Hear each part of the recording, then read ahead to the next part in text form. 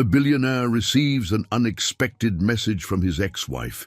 He thinks it's just another request for help, but what he discovers next changes everything. Hello, viewer. Thanks for joining us. Leave a like and share your thoughts in the comments, along with the city you're watching from. Now let's continue with the story. James Bennet woke earlier than usual, feeling strangely restless in his expansive Manhattan penthouse. The gleaming sunrise pressed through floor-to-ceiling windows, bathing the living room in a gentle glow that contrasted with the sterile perfection of polished marble floors and meticulously arranged furniture. He liked order. He thrived on discipline. Yet on this particular morning, none of those precise details comforted him.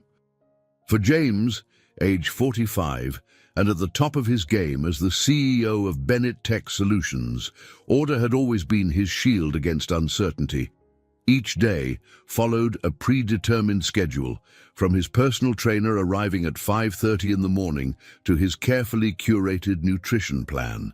Even the blend of coffee in his automated espresso machine never varied.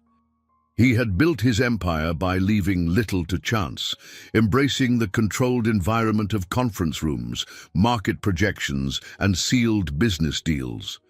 While others might see his life as lonely, he rationalized that solitude was a byproduct of focus.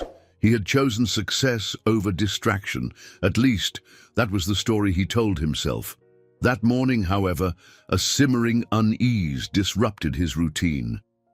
He took a deep breath and stepped onto his balcony, gazing at the sprawling view of Central Park. Instead of finding solace, he found a swirl of conflicted emotions. Memories floated forward, the kind that had a habit of surfacing when he was least prepared to face them. Specifically, the memory of Liliana, his ex-wife. They had divorced 5 years ago, after a tempestuous, short-lived marriage. Liliana had been his polar opposite, an artist with a heart full of spontaneity and warmth. She was 38 now, but his mind kept conjuring images of her at 33, arms splashed with paint, eyes glowing with creative fire. They had tried to salvage their relationship multiple times, but their final desperate attempt in Paris still lingered like a half-forgotten dream. James sipped his coffee slowly, letting the taste ground him. He reminded himself that Liliana was part of a past he'd locked away. He had chosen to move forward, to bury all the tumultuous feelings in boardrooms and expansions. And he had succeeded in building Bennet Tech Solutions into a juggernaut, particularly after sealing a series of mergers that catapulted the company onto the world stage. Just as he allowed this sense of pride to replace the nagging thoughts of his ex-wife, James's phone buzzed on the kitchen counter. It was unusual for anyone to message him this early, aside from his personal assistant or Andrew Williams, his longtime friend, now 50, and the only person who knew him beyond his corporate persona. With mild curiosity, James reached for the device. The screen displayed a name he never expected to see again. Liliana. His heart skipped a beat. He tried to compose himself with a clearing of his throat, but a surge of tension set in. Why was she contacting him now? After 5 years of utter silence, she had no reason to reach out, unless it had something to do with money. The memory of their divorce negotiations flashed in his mind. Liliana had been oddly calm, refusing substantial spousal support, insisting she wanted a clean break. Unlike many in his circle, she never leveraged his wealth to gain anything beyond the final settlement. She simply walked away. He hesitated before opening the message. When he finally tapped the screen, he found only a brief sentence. "We need to talk about that night in Paris." Instantly, the carefully constructed walls around his heart cracked. Was she referring to the last night they spent together? A make-or-break romantic getaway? He had not let himself dwell on it for years. A flurry of questions gripped him.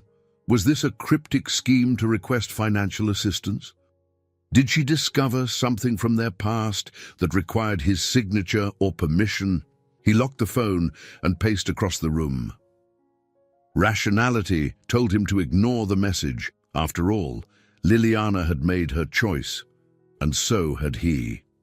Yet another part of him, the part he rarely allowed to speak, recalled her face that night, heartbreak mingled with hope, a final plea for him to choose their marriage over his relentless pursuit of success. It was a memory he could never entirely shake off. Stepping into the marble-tiled hallway, he paused by a framed photo tucked discreetly on a side table. It was from an award ceremony years ago, with Liliana by his side. She looked radiant, wearing a gentle smile. He remembered how proud she had been that evening, not just of his recognition but of them, together. The ache in his chest intensified. He clenched his fists, then relaxed them slowly, as if releasing something intangible. James inhaled, trying to dispel the knot tightening in his stomach. Ignoring her message might be simpler, but was it wise? Why would Liliana bring up that night now, of all times? His logical mind insisted there could be countless reasons, none of which he truly wanted to deal with. Yet he found himself typing a cautious reply. "What do you want, Liliana?" He stared at the words, contemplating whether to send them. Suddenly, a wave of doubt crashed over him. Before he could second-guess himself further, he tapped send. With that one action, James felt the first tremor of unease in his pristine world. Whether he liked it or not, Liliana's message had jolted him out of complacency. Standing there, phone in hand, he sensed that whatever was coming next would shatter the careful order he had cultivated and, in a way he couldn't yet comprehend, upend his life forever.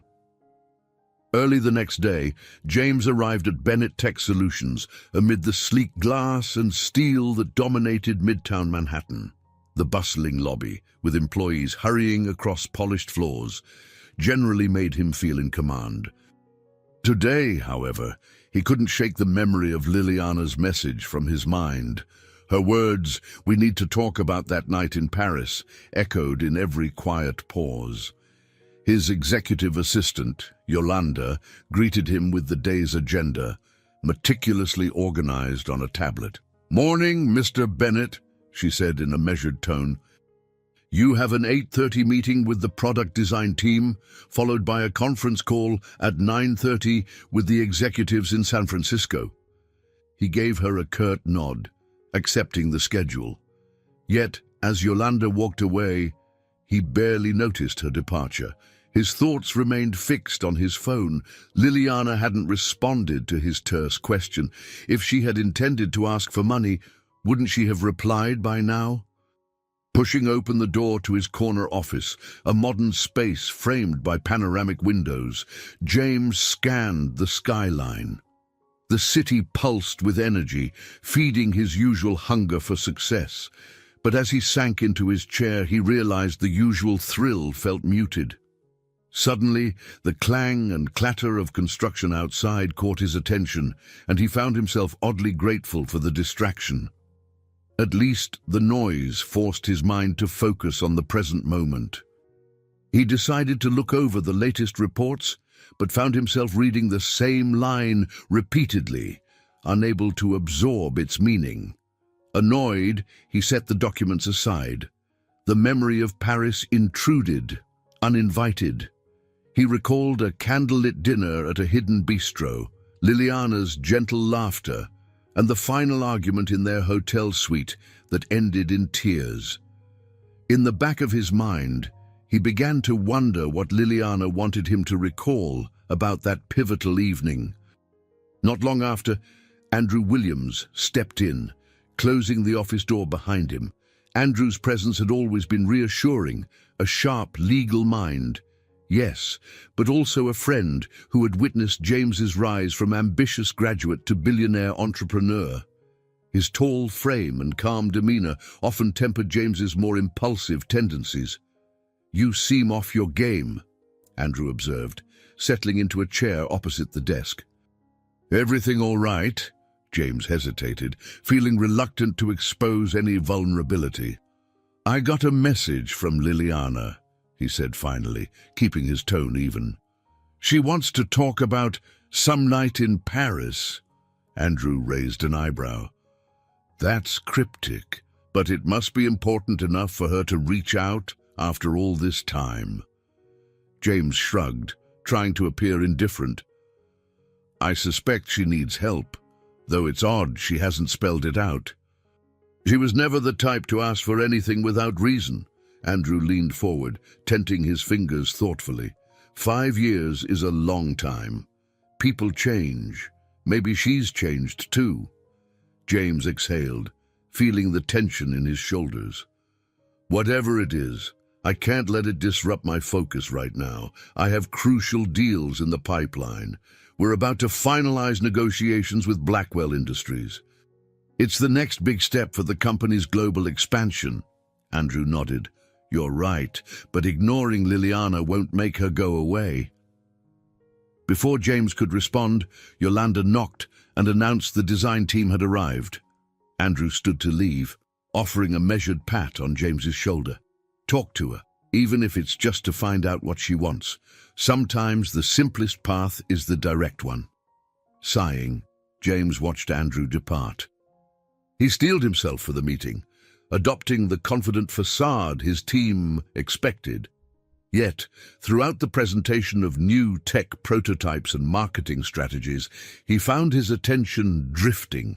The hum of data points and projected revenue figures washed over him, leaving him strangely numb. Midway through the conference, his phone vibrated. Trying to remain unobtrusive, he glanced down. A new text message: "Please meet me at Charlie's Cafe, tomorrow at 10 a.m. It's on Fulton Street in Brooklyn. I'll explain everything then." The sender, Liliana, he almost dropped the device, his heart hammering wildly.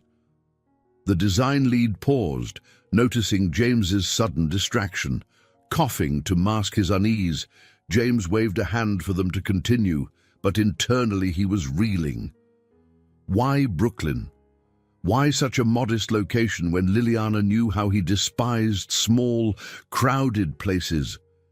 The day stretched on in a haze. Between back-to-back meetings, he replayed Liliana's words in his head. "I'll explain everything." James felt a simmering mixture of anxiety, anger, and peculiar anticipation. Part of him wanted to tell her no. He had more than enough on his plate.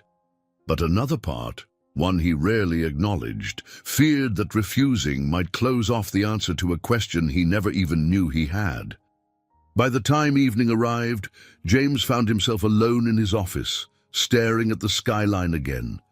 His reflection in the glass looked tense, mouth set in a grim line. He realized this was no trivial matter. Liliana was well aware that he valued privacy.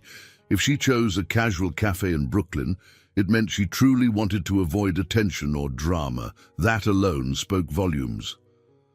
Rubbing his eyes, he flicked off the office lights and headed to the elevator. Tomorrow at 10, he would see Liliana for the first time in 5 years. The thought sent a tremor through him. He wondered how she might look, if her hair was still cut in that slightly asymmetrical style she favored. Would her eyes still hold that spark he had tried so hard to forget? As the elevator descended, he forced his mind to quiet. On the surface, this was just a meeting, something to tick off on his schedule so he could return to his empire building. Yet deep down, he sensed that once he stepped into Charlie's Cafe, his pristine life would no longer remain quite so under his control. That night, James slept fitfully. Thoughts of Liliana colored his dreams with fragments of a past he'd tried to bury, laughing in Parisian art galleries, strolling along the Seine, and then the cold finality of their parting words. He woke before dawn, chest tight as if he had run a marathon. His penthouse felt imposing and hollow, the silence broken only by the hum of the central air system. Instead of following his usual ritual of a pre-work gym session, James lingered in his kitchen, letting his coffee grow tepid in its porcelain cup. He felt a heavy reluctance, a clinging desire to keep everything exactly as it was. Yes, his life was lonely and strictly orchestrated, but it was predictable. No matter how hollow, it was safe. Shortly after, he dressed in his usual tailored suit and made his way to the garage, stepping into the back seat of his chauffeured town car. The driver gave a respectful nod. James responded with only a curt greeting, too wrapped up in his own thoughts to make small talk. The ride to the office felt longer than usual, each traffic light an opportunity for him to question whether meeting Liliana was a mistake. Yet he had agreed, implicitly. Another part of him, one he refused to label as hope, had pushed him to confirm. If there was closure to be found, he had to face it eventually.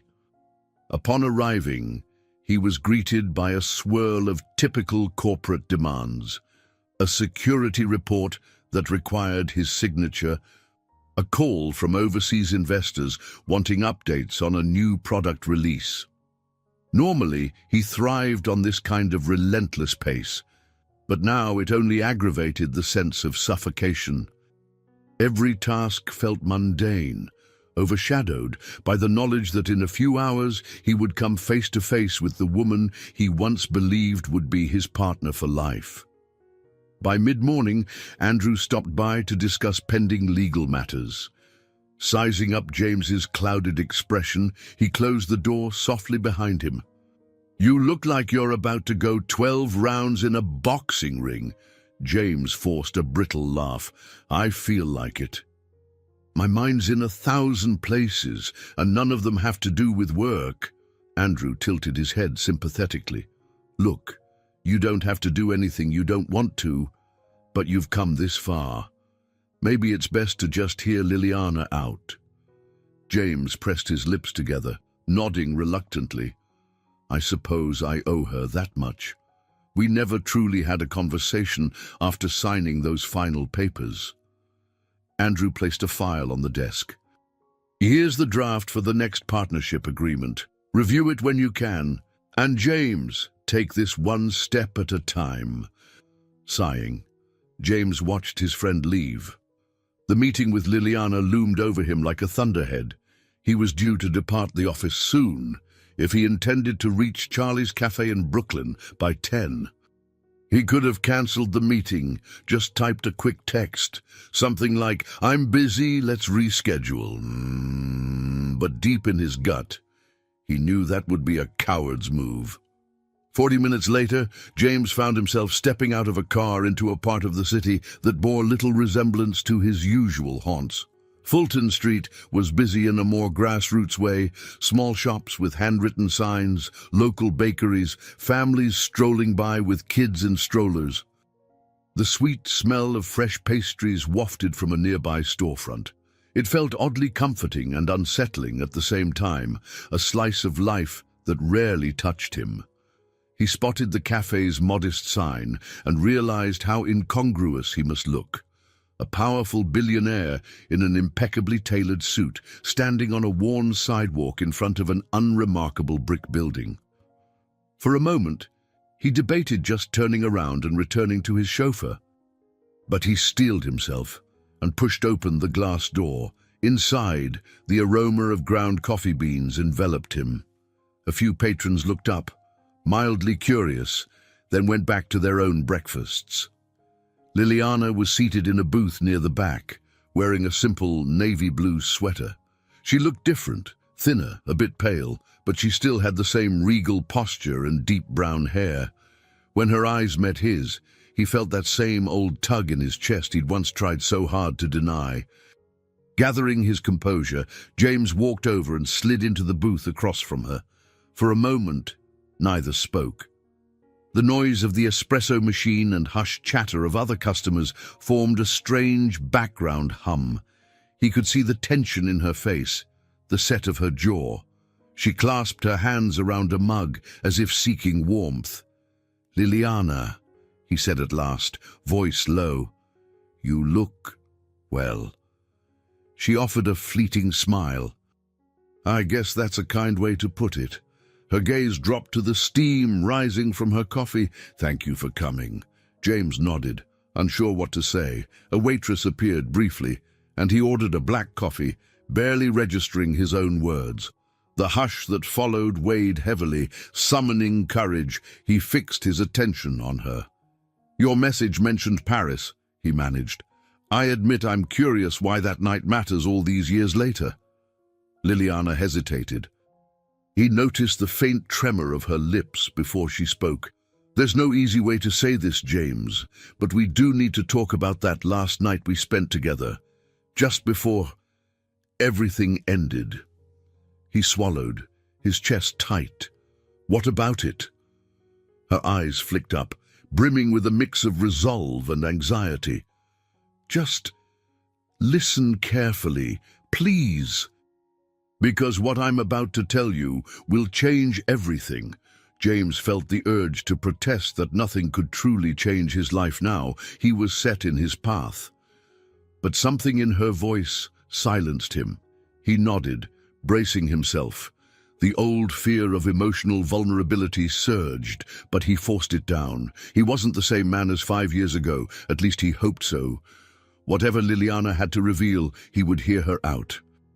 Because deep inside, he suspected that once he walked away from this cafe, there would be no turning back.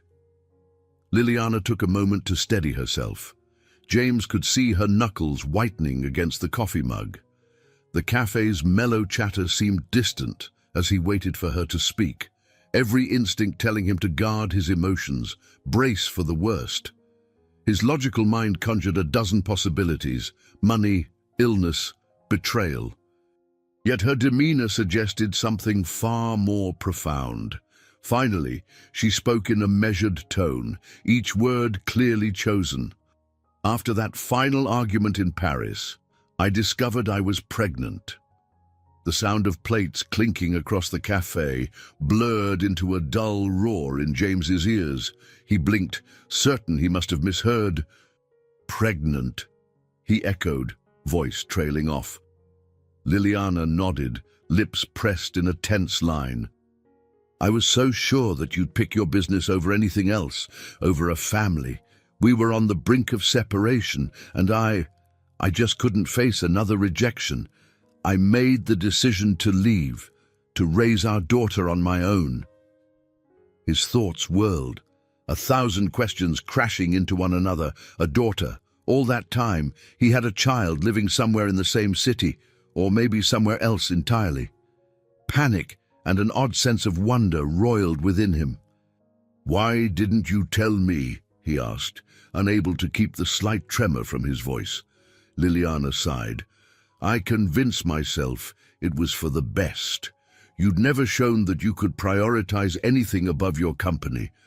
I wanted our child to grow up with stability, not a father who was perpetually absent." A wave of conflicting emotions swept through James. Rage, guilt, heartbreak, they all collided, leaving him speechless. He recalled every business trip, every grueling negotiation he'd thrown himself into, believing he was forging a legacy. But now that legacy felt meaningless compared to the child he never knew.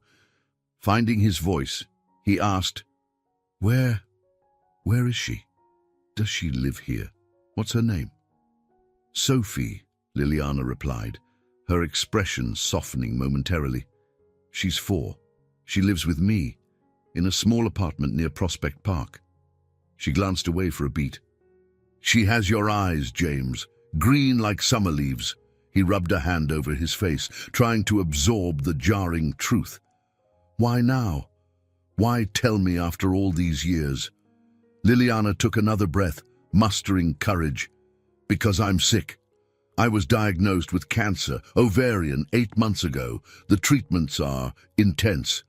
I'll need more aggressive sessions soon. I can't take care of Sophie by myself during that time." A rush of protective instinct surged through him, mingled with sorrow. "Cancer? Liliana, I'm so sorry." It felt woefully inadequate, a hollow phrase, but he meant it sincerely. He stared at her slim face, noticing the shadows around her eyes. She had always been radiant, full of an artistic spirit that drew people in.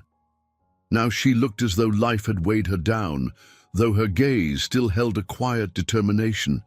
She nodded faintly, accepting his words. "I've tried to manage on my own, but it's getting harder every day. I'm going to need treatments that will leave me exhausted. And Sophie, she's already picking up on my fatigue. She's just a child, James. She deserves to have someone strong around." A pang of guilt cut through him, sharper than anything he'd felt in years. "I'll help," he said, his voice resolute. "Whatever you need, medical bills, a better place to stay, let me arrange it. I'll provide everything."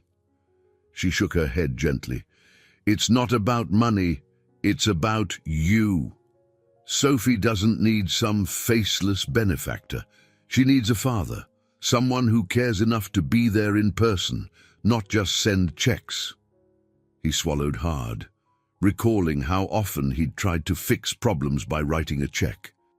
It was what he knew best, throwing money at an issue until it vanished.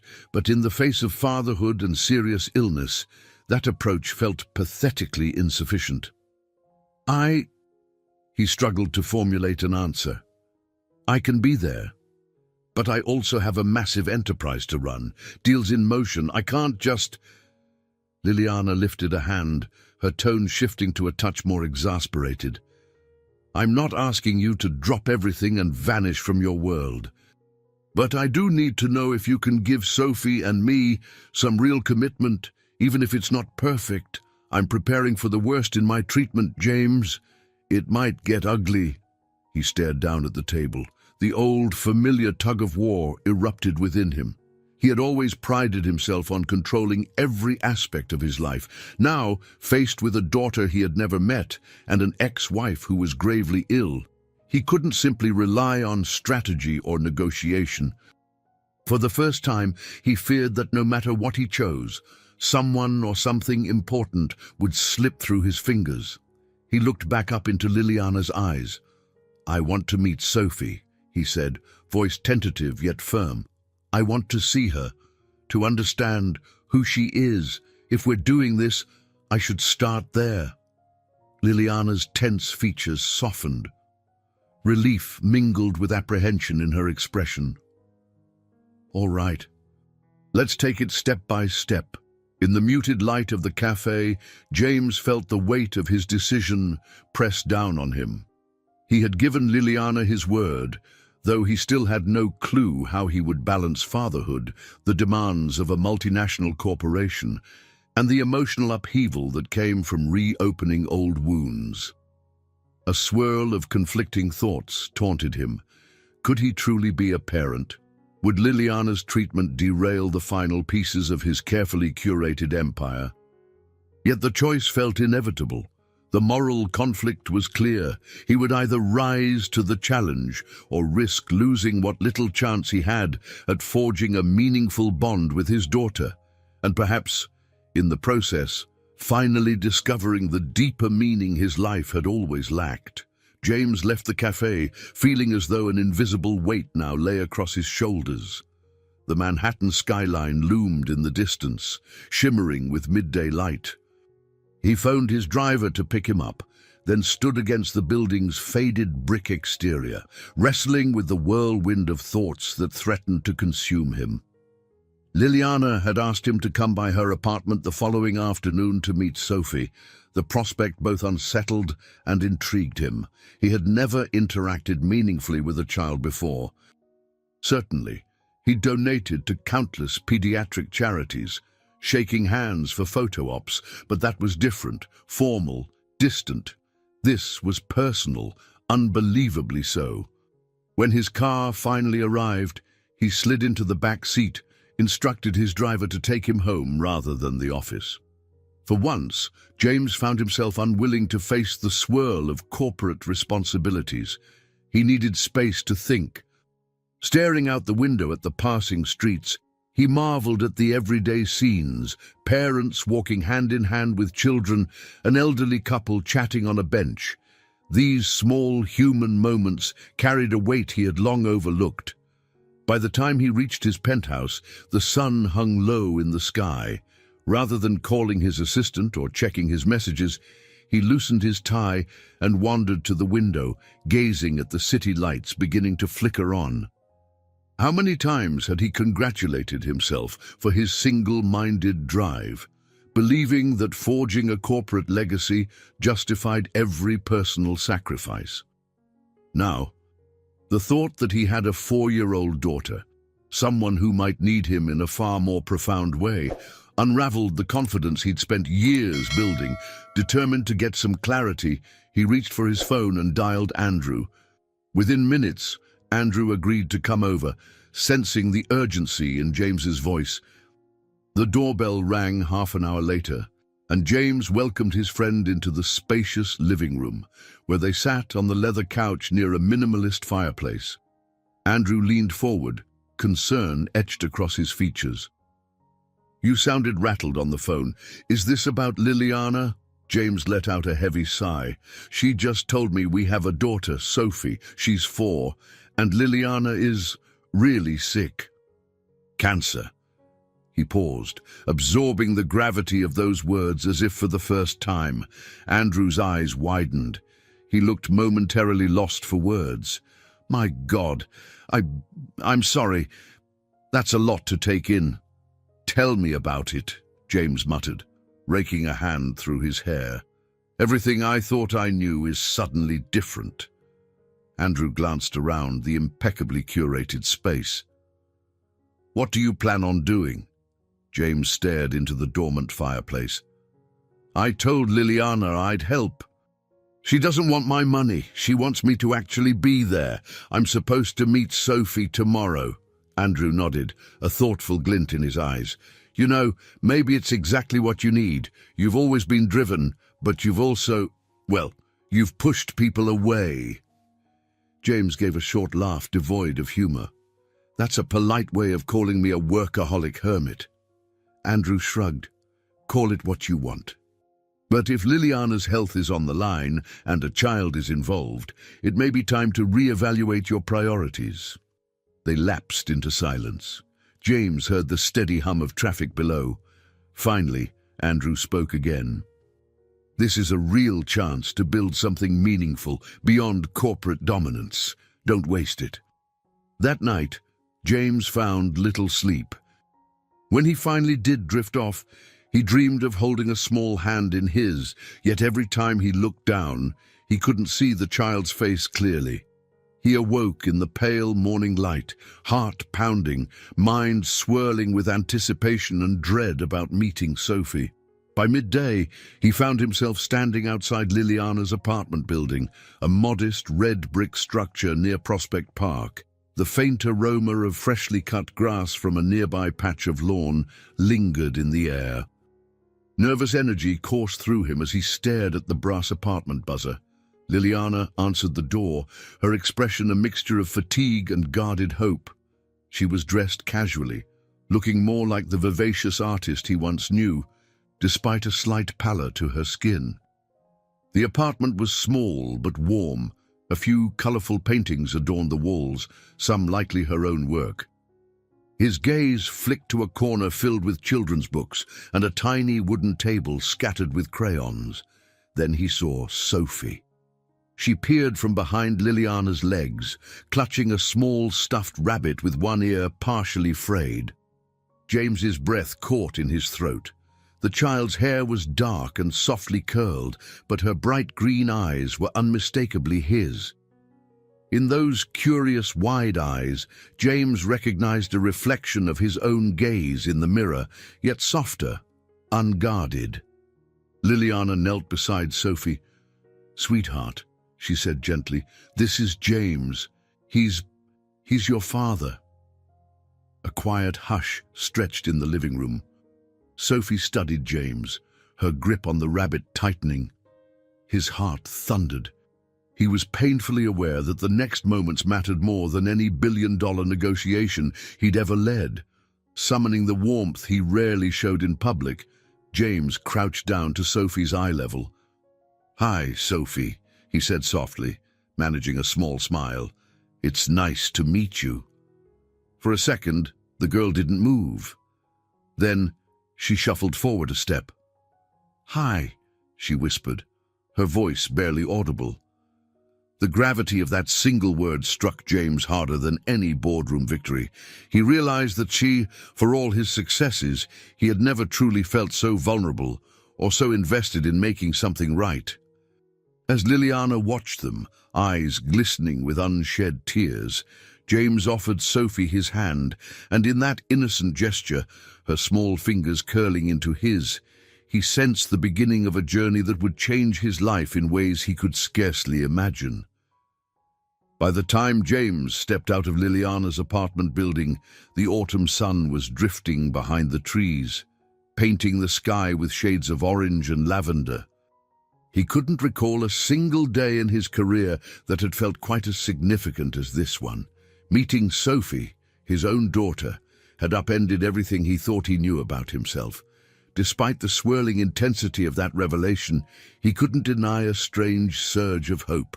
Perhaps, for once in his life, he was about to do something that truly mattered beyond the boardroom. Still, a current of uncertainty ran through him, as if he were standing on the brink of an abyss. He pulled his phone from his pocket and, without much forethought, dialed Andrew's number. Though Andrew was his attorney, he had also become one of the few people James trusted implicitly.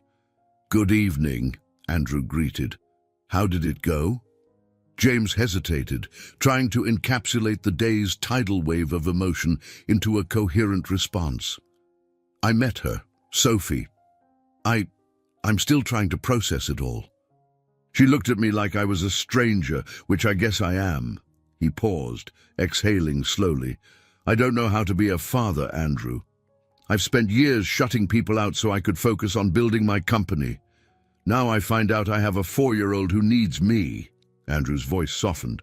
"You won't have all the answers on day 1 or day 10, but you can't treat this like a merger. There's no tidy contract to sign and finalize. It's a relationship that grows with time, patience, and genuine presence." James halted on the sidewalk, absorbing Andrew's words as traffic bustled around him. "I'm not sure I have the skills for that," he admitted, recalling the awkwardness he felt when trying to talk to Sophie, how he hadn't known what to say or do. "You have the capacity," Andrew said firmly. "You just need to let yourself care. Let yourself be vulnerable. That's the real challenge, my friend." James ended the call feeling slightly more anchored. Andrew was right. Becoming a father demanded far more than financial support or logistical planning. It required something intangible, emotional commitment. The next morning, James arrived at Bennett Tech Solutions and found Andrew in his office, leafing through a stack of documents. They agreed to tackle pressing legal matters, but the atmosphere in the room felt different, less formal. Andrew had always known James's business side. Now he was witnessing a personal transformation that neither of them could quite define. "So," Andrew began, setting the files aside, "you asked me to gather some information on family law, just in case." James nodded, slipping off his suit jacket and hanging it over his chair. "I want to be prepared. Liliana's asked me to help, so I might need official guardianship if her health worsens. I'm not saying we need to formalize everything today, but I want to know my options." Andrew reached for a legal pad. "I understand. You're looking to create a safety net for Sophie." James leaned forward. "Exactly. I don't want her drifting through the system if Liliana's condition takes a turn for the worse. Liliana might trust me in principle, but the law can be complicated." Andrew scribbled a few notes, then looked up. "Of course. However, you should keep in mind what Liliana truly wants. She may not want you to rush into court filings. She might be looking for something more meaningful, your consistent presence." James rubbed his temples. "You're right. If I approach this like a transaction, I'll end up alienating both Liliana and Sophie." He paused, gathering his thoughts. "I'll talk to Liliana before we put anything down on paper, But in the meantime, how do I even... He faltered, struggling to phrase his question. How do I learn to be a father? Andrew released a quiet laugh, though his tone was warm.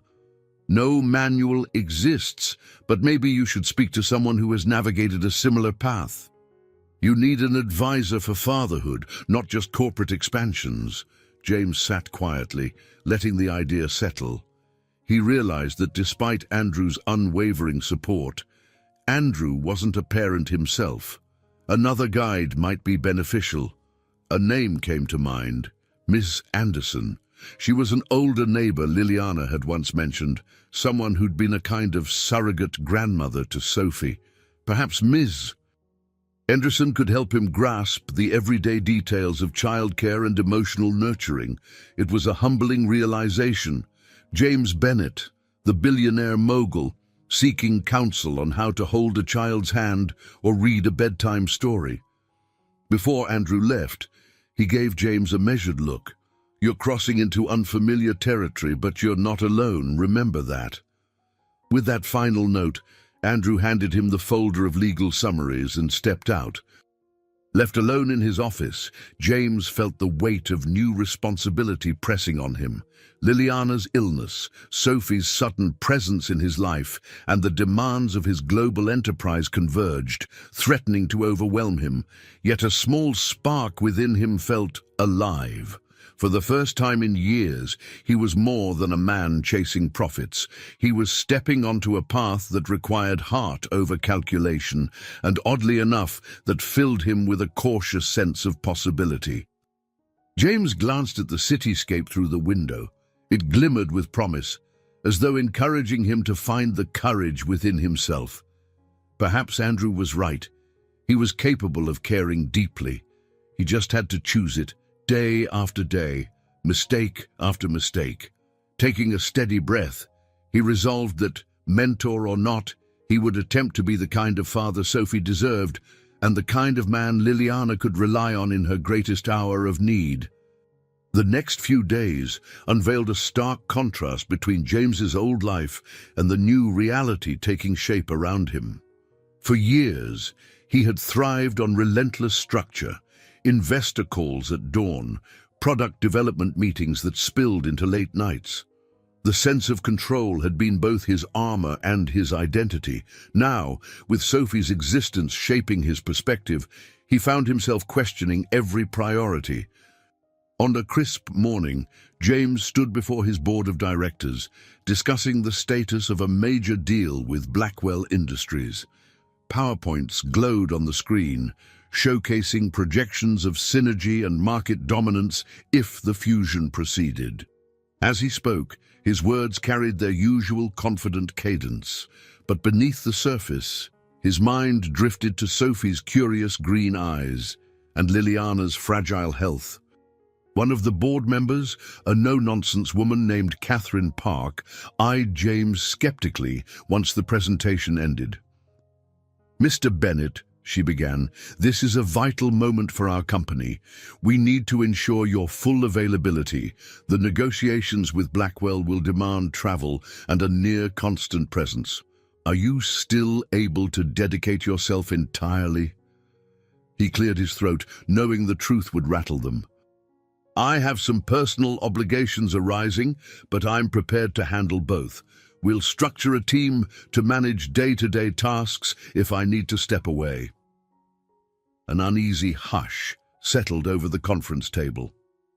For a man known to be obsessively present, James's casual mention of stepping away from the helm was practically unheard of, yet he refused to elaborate.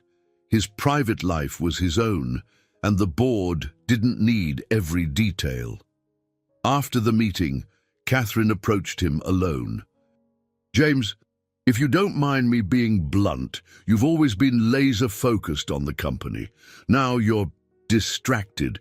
Is there something we should be worried about?" He maintained a practiced calm. "My circumstances have changed. I'm not abandoning Bennett Tech Solutions, but I need more flexibility in the coming months. Trust me to balance it."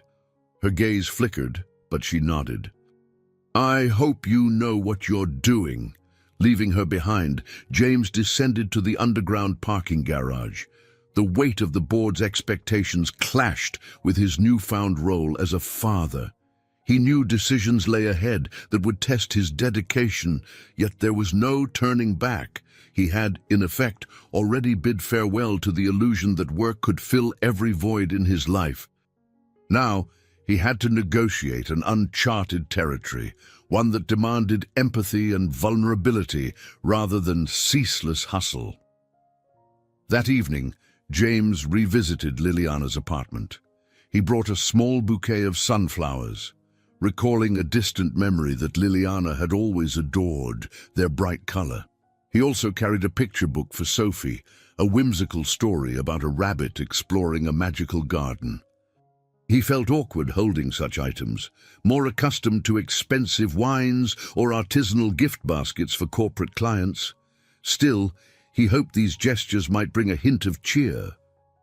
When Liliana opened the door, James noticed she looked more tired than the last time he'd seen her. Shadows rimmed her eyes, but she mustered a faint smile. "Hello, James. Thanks for coming by." He stepped in, offering the flowers. "I remember you said these were your favorite." Her brow lifted in mild surprise. "I did, didn't I?" She took them carefully, her voice tinged with gratitude. "They're perfect." Sophie was in the living room, coloring at her miniature table. The TV played a low-volume cartoon, but she seemed more engrossed in her crayons. James approached slowly, heart pounding in a way no business pitch had ever made it pound. "Hey, Sophie," he said, crouching down. "I brought you a new book. Maybe we can read it later." She stopped coloring to examine the cover, featuring a cuddly rabbit. Her gaze shifted to him, uncertain yet curious. "Thank you," she murmured quietly. Then she went back to her drawing. But James felt a tiny flicker of hope that she might be warming up to him, even if just a little. Liliana disappeared into the kitchen to find a vase for the flowers, giving James a chance to watch Sophie in relative silence. He noticed how methodically she chose colors, how each crayon stroke seemed deliberate. She had a focus reminiscent of his own, one that both comforted and startled him. Finally, she lifted the paper to show him. "It's a picture of a garden," she announced solemnly, as if unveiling an important masterpiece. He studied the scribbles of green and yellow. "It's beautiful. You're quite the artist, like your mom."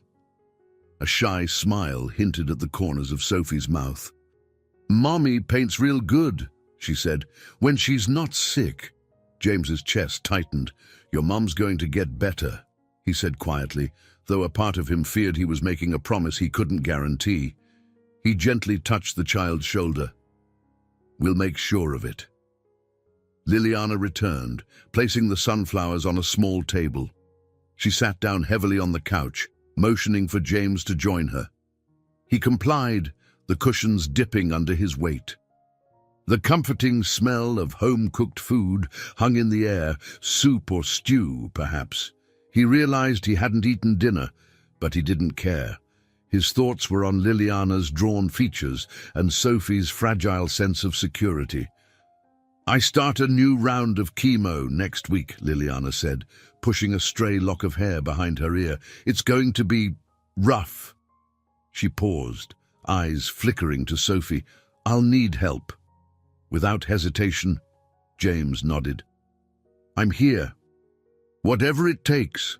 In that moment, he sensed he was stepping irrevocably away from the life he once knew, crossing a threshold toward deeper responsibility.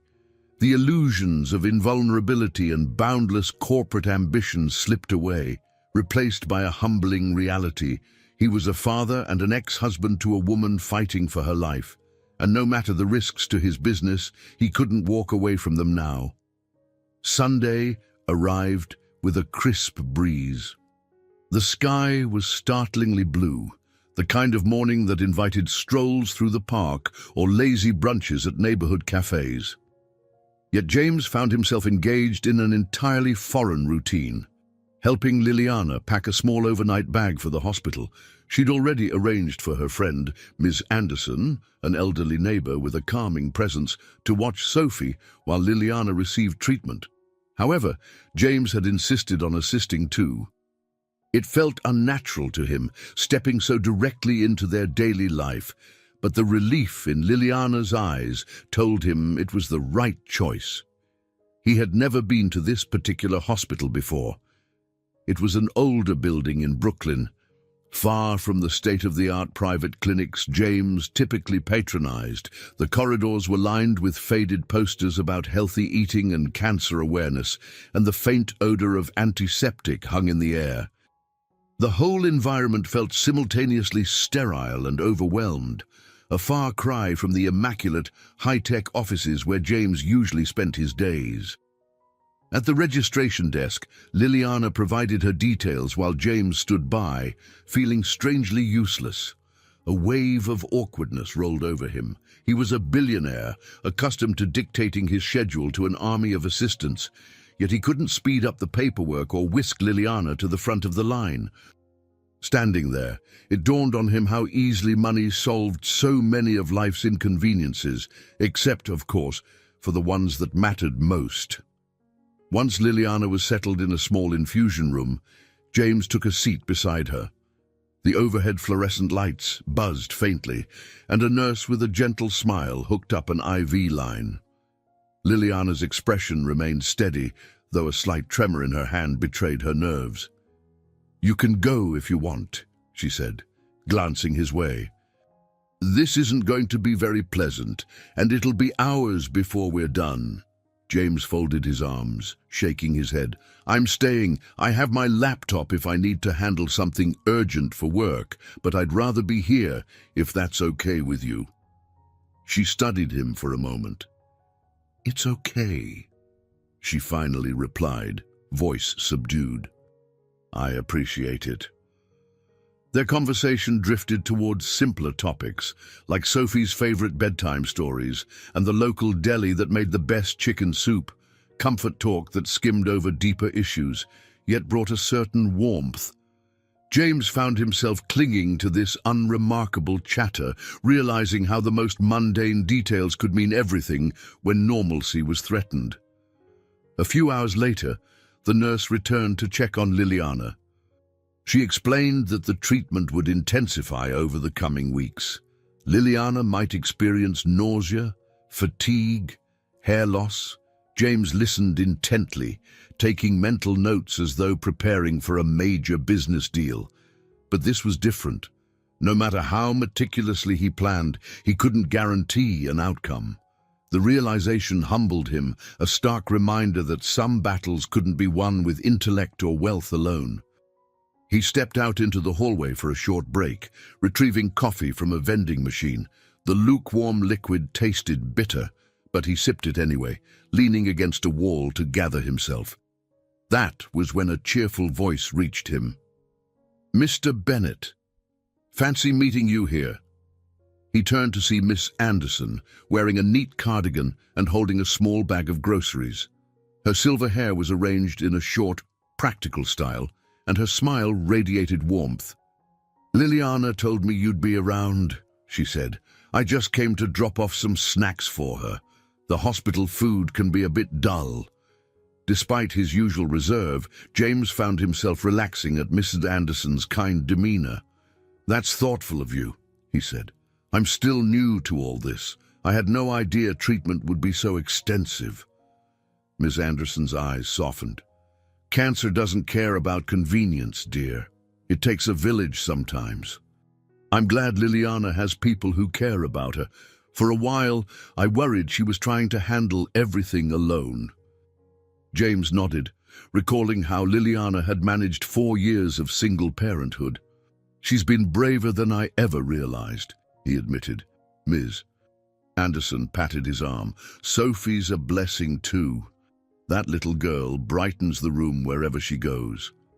I know this is all new to you, but you're doing just fine. Don't be afraid to learn as you go." Touched by her words, James smiled.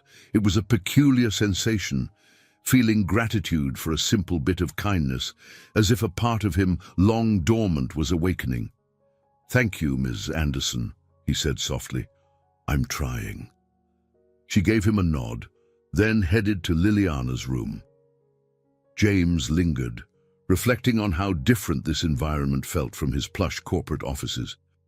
Yet stepping into this new world, he realized he was beginning to see people in their raw humanity, patients fighting for their lives, loved ones offering support in small but vital ways.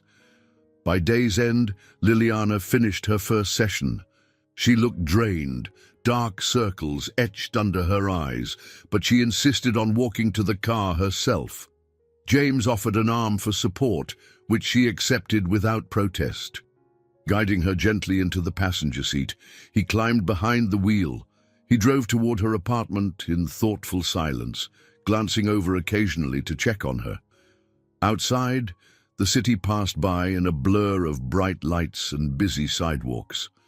In that moment, James felt the weight of a quiet resolution settling over him. He was no longer just the powerful CEO forging global deals. He was a man who needed to learn how to be present, how to care, and how to endure. With Liliana resting beside him, he realized that stepping into this new world was as daunting as it was vital. And despite his fears, he wasn't turning back. Over the following days, James found himself navigating routines as alien to him as any foreign culture. Liliana's treatment schedule was erratic. Some mornings, she woke with enough energy to manage small household tasks, while other days, she could barely lift her head. Sophie's emotional needs varied, too. One moment she was a giggling preschooler, excited to show James a new drawing, and the next she seemed withdrawn, sensing her mother's vulnerability. In the midst of it all, James tried to bring a sense of order without imposing his customary rigid style. He quickly learned that small children, especially 4-year-olds, rarely stuck to a perfect timetable. If he arrived to pick Sophie up at her preschool, she might burst into tears because she had just started a craft project and wasn't ready to leave. Or if he promised to read her a bedtime story at 8 o'clock, Liliana's sudden nausea could derail everything. One evening, James arrived at Liliana's apartment to help with dinner. The usual swirl of city traffic hummed outside, headlights streaking across the living room. Inside, he found a half-finished plate of spaghetti on the coffee table, and Liliana slumped on the couch, looking pale and exhausted. Sophie sat beside her, hugging a stuffed bunny. "Mommy doesn't feel good," Sophie explained quietly, her eyes large with concern. "I'm all right," Liliana assured the girl, though her voice sounded hollow. She forced a faint smile at James. "Long day at the hospital. Could you help her get ready for bed?" James's heart twisted at Liliana's fatigue. He gave a reassuring nod. "Of course. I'll take care of it." Sophie stood, still clutching her bunny. James offered her his hand, which she accepted shyly. He felt the light pressure of her tiny fingers and realized how delicate this entire situation was. Together, they walked to her room, a small, cheerful space covered in crayon artwork and stuffed animals. "Do you want to change into your pajamas first?" James asked, trying to remember how his friends with children usually did these things. Sophie nodded. She retrieved a pair of polka-dot pajamas from a dresser, then paused. "Mommy usually helps me," she whispered. James took a breath. "I know, she's resting, but I'm here now. We can figure this out together." He helped her unbutton her top and navigate the pajamas. His movements were awkward at first. Sophie giggled when the sleeve got stuck, and James found himself laughing too, grateful for the moment of levity. After she was dressed, he sat with her on the edge of the bed, which was adorned with a soft quilt and a few plush toys. "Which bedtime story do you like?" he asked gently. She pointed to a short stack of picture books on a small shelf. "That one," she decided, picking a colorful volume about a family of bears. He carefully read the story, using different voices for each character. He'd never thought himself capable of such a performance, but seeing Sophie's face light up with every page was surprisingly rewarding. By the time he reached the final line, her eyes were drooping. James set the book aside, tucking her beneath the covers. "Good night, Sophie," he whispered. She yawned, snuggling her bunny close. "Night-night." Then, with her eyes half closed, she added, "Are you going to stay with Mommy?" A soft pang hit him. "Yes," he answered. "I'll make sure she's all right." Sophie nodded, already drifting into sleep. James watched her for a moment, marveling at how trusting she was. A few weeks ago, he hadn't known she existed. Now, he was reading her bedtime stories. He left the room quietly, returning to the living area where Liliana still lay on the couch, eyes closed. She stirred at his approach. "Is she asleep?" He settled onto a chair near her. "Yes, she went to bed without any fuss. We had a little adventure with the pajamas, but we managed." Liliana opened her eyes, gazing at him with a mix of gratitude and relief. "Thank you." James hesitated, searching her face. "How are you feeling?" "Better, now that I'm not on my feet," she murmured, attempting a thin smile. "I can't tell if the chemo is worse on my body or my mind, but either way, it's brutal." A swell of compassion rose within him. "Is there anything else I can do? Cook dinner, pick up more medication, anything?" She shook her head. "You've already done a lot. Just be patient with us, especially with Sophie." "She's scared, though she tries to hide it." James nodded, thinking of the child's anxious eyes. "I will. I promise." Liliana shifted on the couch, exhaling shakily. "I should have told you sooner about her. I was afraid you'd reject us." "Maybe I would have, back then," he admitted quietly, "but not now." She studied him, assessing the sincerity in his gaze. Then she extended a hand, and he took it gently, as if sealing a silent agreement. No further words passed between them, but the moment felt significant.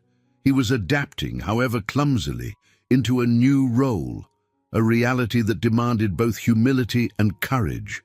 And for once, the sense of responsibility filling his chest didn't feel like a burden. It felt like the closest thing to purpose he'd ever known. Early the next morning, James realized he needed support beyond Andrew's legal counsel. Parenting and caregiving for Liliana required day-to-day know-how he simply didn't possess. Recalling Miss Anderson's warmth, James decided to visit her for guidance. After dropping Sophie at preschool, he drove a few blocks to Miss Anderson's brownstone, a cozy building on a tree-lined street. The older woman greeted him with a welcoming smile. "Come in, dear." "I was just making tea." In her living room, doilies graced the arms of overstuffed chairs, and family photos lined the mantel. The atmosphere radiated comfort in a way James wasn't used to. He was more familiar with glass desks and abstract art. Yet the moment he sank into one of the chairs, he felt himself relax. Miss Anderson handed him a floral-patterned teacup. "Now, how can I help you today?"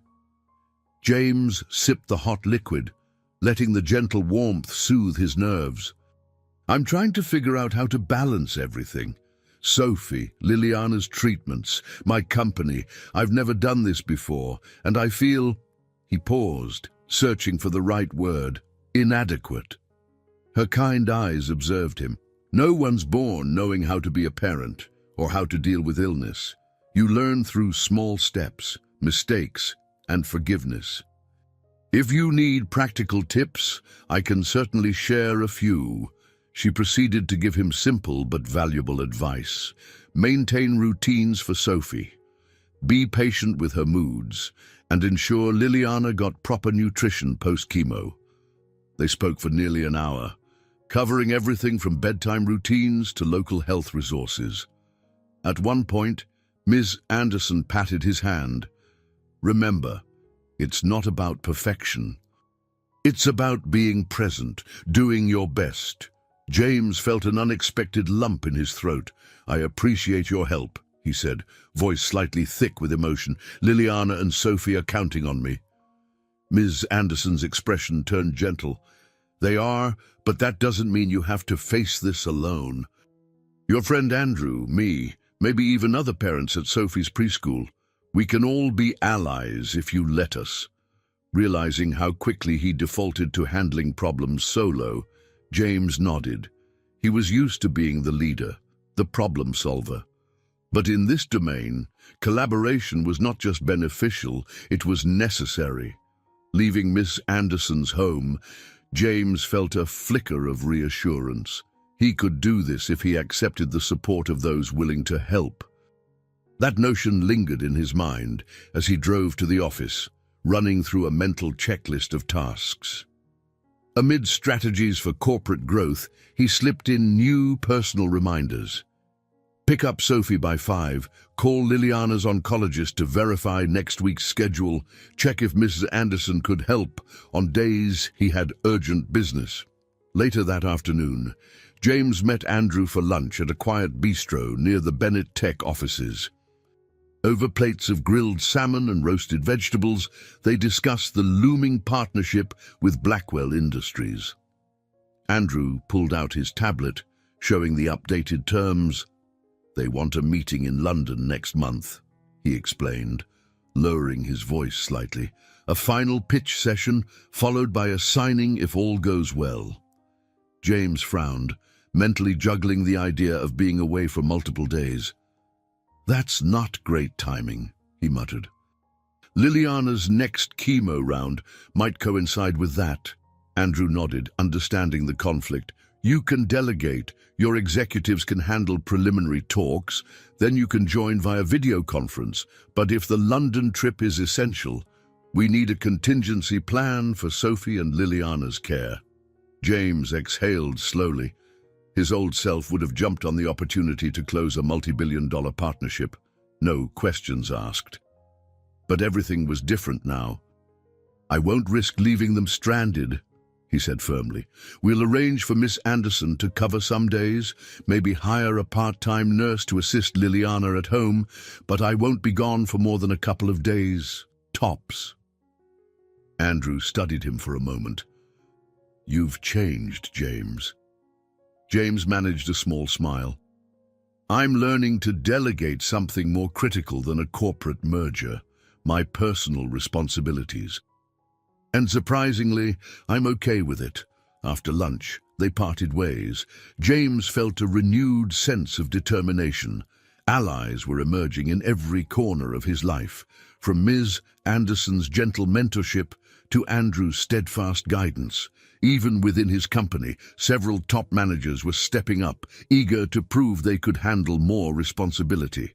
It was as though his shift in priorities had unlocked opportunities for those around him to shine. That evening, James arrived at Liliana's apartment with a sense of purpose. He brought groceries, fresh produce and ingredients for a hearty soup Ms. Anderson had recommended for post-chemo fatigue. He found Liliana resting on the couch and Sophie drawing on the living room floor. "So," he announced gently, "I hear we're in need of some healthy cooking." He set down the bags, pulling out vegetables and broth. Sophie glanced up with bright-eyed interest, while Liliana mustered a grateful nod. As he began chopping carrots under Sophie's watchful gaze, he felt the strangest sensation of belonging. Perhaps for the first time in years, he wasn't orchestrating a boardroom or finalizing a contract. He was simply being present, engaged in an act of care for those who needed him. Surrounded by supportive people, his new allies, he felt the weight of fatherhood and companionship settle into a more natural place in his life. Just when James began to find a fragile equilibrium, the first serious crisis hit. It started with a phone call in the middle of a Wednesday board meeting. Liliana was at the hospital, having collapsed from severe dehydration and fatigue. The second James received the news from Missy, Anderson, he abandoned the meeting, ignoring the startled faces of his colleagues. He rushed to the hospital, heart pounding in a dreadful staccato. In the ER, bright overhead lights reflected off white-tiled floors, amplifying the sense of urgency. He found Liliana in a curtained-off area, an IV attached to her arm. She looked paler than ever, eyes closed, shallow breaths rattling in her chest. A wave of alarm and protectiveness coursed through him. A nurse gently guided James away from the bed. "Sir, we're stabilizing her," she said in a calming tone. "Dehydration and a fever. The chemotherapy has weakened her immune system. We'll need to keep her here for a day or two." James nodded, trying to control the tremor in his voice. "Thank you. Can I stay with her?" "You can stay for now. We'll move her to a private room soon." He remained by Liliana's side, watching her labored breathing, overwhelmed by the stark reminder of how precarious her condition was.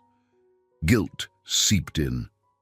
He'd been absorbed in bridging fatherhood and business, but he hadn't truly grasped how swiftly her health could deteriorate. Now he was seeing it firsthand. Hours later, when Liliana woke briefly, she found James in the chair beside her, eyes red-rimmed from worry. "Sophie," she murmured, her voice raspy. "She's with Ms. Anderson, safe," James reassured her, leaning in to ensure she heard him. "Take it easy, Liliana. You're in good hands." Her gaze drifted around the sterile environment, realization dawning slowly. "I'm sorry," she whispered, tears gathering at the corners of her eyes. I hate that Sophie sees me like this." "Don't apologize," he said firmly, gently clasping her hand. "This isn't your fault." The next day was a blur of medical updates and quiet vigil. Liliana's fever subsided, but her body remained frail. Meanwhile, Sophie grew anxious at home, missing her mother. James swung between hospital visits and phone calls to Andrew, who offered to handle work emergencies. With each passing hour, the delicate balance James had been trying to maintain threatened to unravel. By late afternoon, James was at Liliana's bedside when his phone buzzed incessantly. It was Catherine Park, the board member who had already questioned his commitment. He sighed, stepping into the corridor to take the call. "James," Catherine said, her voice edged with frustration. "We've got a situation. Blackwell Industries wants a final meeting next week, but they're spooked by your recent absences. They want assurances you're still at the helm, or they may walk." He pressed a hand to his forehead, absorbing the magnitude of the potential fallout. The Blackwell deal was a cornerstone for Bennett Tech Solutions' global expansion, the very thing he'd spent years crafting. Losing it would be a massive blow to the company's future prospects and credibility. "I can do a video conference," he began, eyeing the hospital room where Liliana lay. "I can't travel right now, but..." Catherine cut him off. "They want you in person, no proxies. Their CEO, Conrad Blackwell, sees your absence as a sign of wavering leadership. We're talking billions in investment here. If you aren't there to finalize, I doubt they'll proceed." James swallowed hard, torn between professional ambition and personal crisis. He caught a glimpse of Liliana's sleeping form through the doorway. How could he leave her and Sophie during such a precarious time? And yet, how could he justify walking away from a deal that could transform his company? "I need to think," he said at last, voice clipped. "Well, hurry," Catherine warned. "They're expecting an answer by tomorrow." James ended the call, feeling a surge of anger and desperation. The entire situation reminded him of the old life he'd tried to balance against new obligations. Except now, the stakes were even higher. If he flew to finalize the deal, he'd leave Liliana and Sophie vulnerable. If he refused, the Blackwell partnership might vanish, leaving irreparable damage to his company and to his own legacy in the corporate world. Closing his eyes, he leaned against the cold hospital corridor wall. For the first time, the unstoppable James Bennet felt cornered, facing an obstacle too large to bulldoze. Duty to family collided with duty to shareholders, and he couldn't see a clear path forward. When he returned to Liliana's side, she stirred awake, reading the conflict in his eyes. "Work?" she asked softly. He nodded. "There's a major deal. They want me to fly out next week." She took a shuddering breath, wincing at some internal ache. "James, I know how important your business is. I don't want to keep you from it, but..." She hesitated, tears forming. "I'm so scared." His heart felt as though it was splintering in two. He placed a trembling hand over hers. "I'll figure something out," he whispered, though he had no idea how. In that hospital room, overshadowed by the hiss of medical equipment, James realized he'd encountered his first true test, a conflict where neither choice offered a neat, painless solution.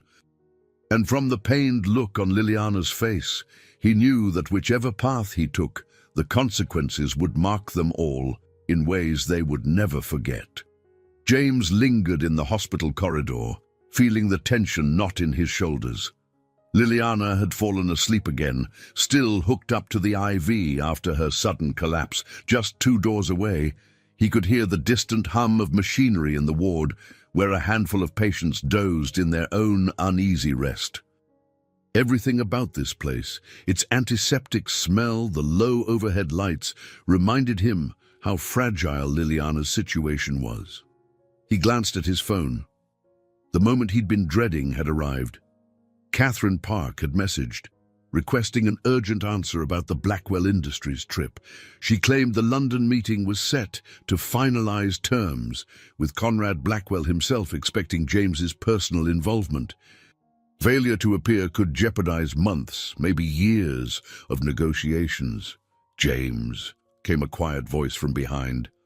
Andrew stood near the door, his expression lined with concern. "How did you know I was here?" James asked. Andrew tapped his phone. "Catherine called me too. She's worried about the deal. I thought you might need an ally." James nodded, relieved by Andrew's presence. Together, they walked a few steps away from Liliana's room for privacy. His voice sounded hollow when he spoke. "You know I can't leave right now. If I vanish for even a few days, Liliana could relapse into another crisis. Sophie's just learning to trust me. How can I abandon her so soon?" Andrew pressed his lips together in thought. "Then maybe we propose a compromise. You can attend via video conference. Insist you'll travel once Liliana is stable. But it won't be easy to convince Blackwell. Their CEO is an old-fashioned type who demands face-to-face negotiation." James ran a hand over his face. "It's not just about him. My board is losing faith. They see me as distracted." He paused, glancing at Liliana's door. "But what choice do I have?" Andrew lifted a shoulder in a subtle shrug. "Not much of one, unless you're willing to risk the deal. Look, let's outline a plan. We'll push for a shorter trip. Maybe you can manage 2 nights in London, no more. You'd leave everything organized for Liliana. Ms. Anderson can stay with her and Sophie. You can hire a part-time nurse." James frowned, his mind reeling. 2 nights. I'd miss at least 1 chemo session. And if something goes wrong... Andrew offered a sympathetic sigh. "You're up against it, my friend. The first test is here. You can't split yourself in 2. A brittle silence stretched between them. Eventually, Andrew gave James a reassuring pat on the shoulder.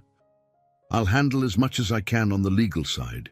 You decide what's best. Just be honest with Liliana." They parted ways, Andrew heading out into the cold afternoon air, while James ducked back into Liliana's room. The beep of her IV pump was the only sound. Liliana stirred, opening her eyes when she sensed James's presence. Her cheeks were drawn, the usual color absent. She exhaled slowly, like every breath took effort. "You should go home and rest," she said. "Sophie's probably worried," James pulled a chair closer to her bedside. Sophie's with Miss Anderson. Don't worry, she's in good hands. He hesitated, forcing himself to address the looming dilemma. Listen, there's a critical meeting in London next week. If I don't go, there's a high chance the Blackwell deal will fall apart. Liliana watched him with a guarded expression. That deal, you've been working on it for over a year, right? He nodded, feeling the pang of responsibility in his chest. Yes, it's massive. But if I leave, even for 2 days, what happens if you need me? She let her gaze flick to the IV stand, the slow drip of medication a reminder of her ongoing battle. We'll manage. I'll have Miss Anderson. And if you hire a nurse to stay here, I'll be fine. Don't throw away everything you've built just because I got sick. James leaned forward. It's not just about the company. It's about being a decent human being. I haven't always been there for you. It's okay, Liliana cut in, her voice taut with emotion. You're here now. That means something. He blinked, wrestling the surge of conflicting emotions. Once, he would have seized any chance to secure a major deal. Now, he felt an equal pull toward his family. Both paths, in their own way, tested him. Finally, he reached for her hand, mindful of the IV line taped to her arm. If you say you'll be all right, I'll go. But I promise, I'll keep the trip as short as possible. The moment the meeting's over, I'll come back. Liliana's fingers curled around his, a faint smile ghosting across her lips. That's all I ask. Exhaustion overcame her, and she closed her eyes again. James listened to her breathing, the rhythmic beep of the monitor, and let the decision settle in his mind. He'd do what was necessary to preserve the deal briefly, yet return in a heartbeat if needed. This was his test, to bend without breaking, to prove he could juggle both roles. Despite his trembling uncertainty, he resolved to try. In the ensuing days, James worked feverishly to set up a support network for Liliana and Sophie.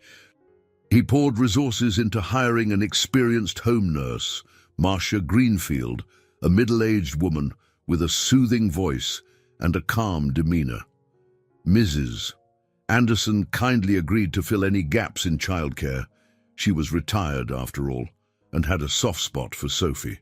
Meanwhile, Andrew handled the legalities behind the scenes, quickly drafting short-term care documents that would allow James to make medical decisions on Liliana's behalf if her condition worsened. It wasn't a full custody arrangement, but it offered a level of security.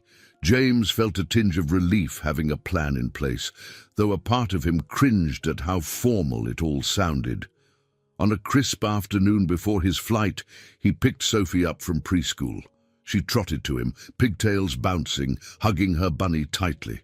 "Hi," she said, voice shy but warming up with familiarity. James held out his hand, guiding her to the car. "How was your day?" "I painted a unicorn," she replied with a proud tilt of her chin. "Can I show you?" "Absolutely," he assured, suppressing the swirl of anxiety about leaving for London. He forced himself to focus on Sophie, to relish the ordinary conversation. Once they arrived at Liliana's apartment, Sophie darted inside, rummaging through her backpack for the painting. James found Liliana dozing on the couch, looking fragile but composed enough to greet him with a small smile. Marcia, the nurse, stood watchfully by, offering James a polite nod. "Her fever's down," Marcia reported softly. "She has more energy today." "That's good," he replied, inhaling a quiet sense of relief. After exchanging a few more details, Marcia left James and Liliana alone in the living room. Liliana watched him remove his coat, her gaze sweeping over his expensive suit. "When do you leave?" "First thing in the morning," he said, tugging at his tie. "Flight's at 6. I'll be in London for 2 nights, maybe 3 if negotiations drag out." She nodded, folding her hands in her lap. "Thank you for arranging everything. Marcia, Ms. Anderson, I know it must cost a small fortune. He offered a small shrug. Money's not the issue. I just want to be sure you're safe. Liliana seemed ready to say more, but Sophie bounded into the room, waving a painting covered in bold colors. A rainbow arched over a gleeful unicorn with a crooked horn. James crouched down to admire it, sensing Liliana's gaze on them. This is amazing, he said, ruffling Sophie's hair gently. Sophie smiled wide. Mommy likes it too. I'm going to put it on the fridge. Liliana mustered a gentle grin. We're running out of space, but we'll make room. The moment filled James with a sense of simple joy, yet it also reminded him of what he stood to lose if he mishandled the balance between family and business. Exhaustion weighed on him, heavier than any corporate pressure he'd known. He realized he was fighting two wars, one to keep his company on track and another to ensure his family didn't slip through the cracks. Later that evening, after putting Sophie to bed, James hovered by Liliana's bedroom door. She looked up from the pillows. A soft lamp cast shadows across her pale features, highlighting the worry etched in her eyes. I hate that you have to go, she admitted, voice trembling just a little. He stepped closer, heart twisting with guilt. I promise I'll make it quick. If something happens, I know, she interrupted gently. You'll come back. I believe you. Her quiet confidence was both reassuring and heartbreaking. James reached out, briefly brushing the back of his hand against her cheek. Get some rest, he said, voice hushed. Liliana nodded, her eyes glinting with unshed tears. She didn't voice the obvious fear that her health might decline and he wouldn't be there to hold things together. Just before leaving, James found Marcia in the living room, flipping through a medical chart. If anything changes, anything at all, you call me immediately, he instructed, scribbling down the name of his London hotel and his personal cell number. Time difference or not, I'll answer. Marcia placed a reassuring hand on his arm. Liliana's in good hands, Mr. Bennett. You do what you must for your work, and we'll handle things here. He tried to believe her words, yet a swirl of dread persisted in his stomach. Driving back to his penthouse, he mulled over the next few days. Powerful business executives in polished conference rooms, Conrad Blackwell's penetrating stare as they hammered out final terms. James realized that while he might close the deal, an invisible clock would tick in the back of his mind every second he was away from Liliana and Sophie. That night, he tossed and turned, caught in an internal battle. Had he changed enough to truly balance these responsibilities? Or was he simply fooling himself, thinking he could juggle a crucial negotiation while his ex-wife battled cancer and a 4-year-old daughter waited for him to come home? Unable to quell the anxiety, he rose before dawn, dressed in a crisp suit, and boarded the flight, hoping in that fragile dawn light he was making the right decision. Landing in London felt surreal. The bustling Heathrow terminal, with its barrage of announcements and rushing travelers, provided a stark contrast to the quiet hospital corridors he'd left behind. James had reserved a luxury suite at a 5-star hotel, standard procedure for a man of his position, but the grandeur did nothing to ease his mind. Every time he checked his phone, he half expected a message from Marcia or Miss Anderson bearing dire news. Day 1 of negotiations with Conrad Blackwell proved more challenging than expected.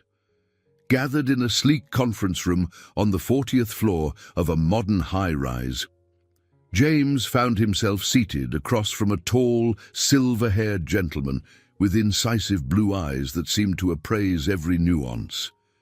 As we finalize this merger, Conrad began, adjusting his gold cufflinks, we need your unwavering commitment, Bennett Tech Solutions included. The global market is volatile, and we must move decisively. James nodded, trying to match the man's intense demeanor. Yet, each statement brought an edge of tension. Conrad pressed for deeper integration than initially agreed, aiming to restructure certain departments within Bennett Tech Solutions. James sensed that Conrad aimed to exploit any sign of weakness. Perhaps he'd heard rumors that James was distracted by personal matters. They broke for lunch, and James stepped into the corridor, phone already in hand. A few missed calls flashed on the screen, and his heart lurched. He dialed Marcia immediately, ducking into a private alcove. "Mr. Bennett," Marcia greeted. Her voice carried a note of fatigue. "Liliana's coping all right, but she's had more severe nausea today. Sophie's worried. She cried for you this morning, asking when you'd be back." A pang of guilt struck him. "Is Liliana stable?" "Yes, for the moment."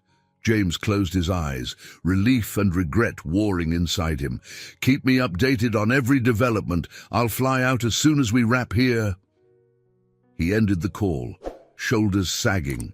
Even from thousands of miles away, the weight of responsibility pressed down, reminding him that no matter how adept he was at business, illness and a child's fears were not so easily contained.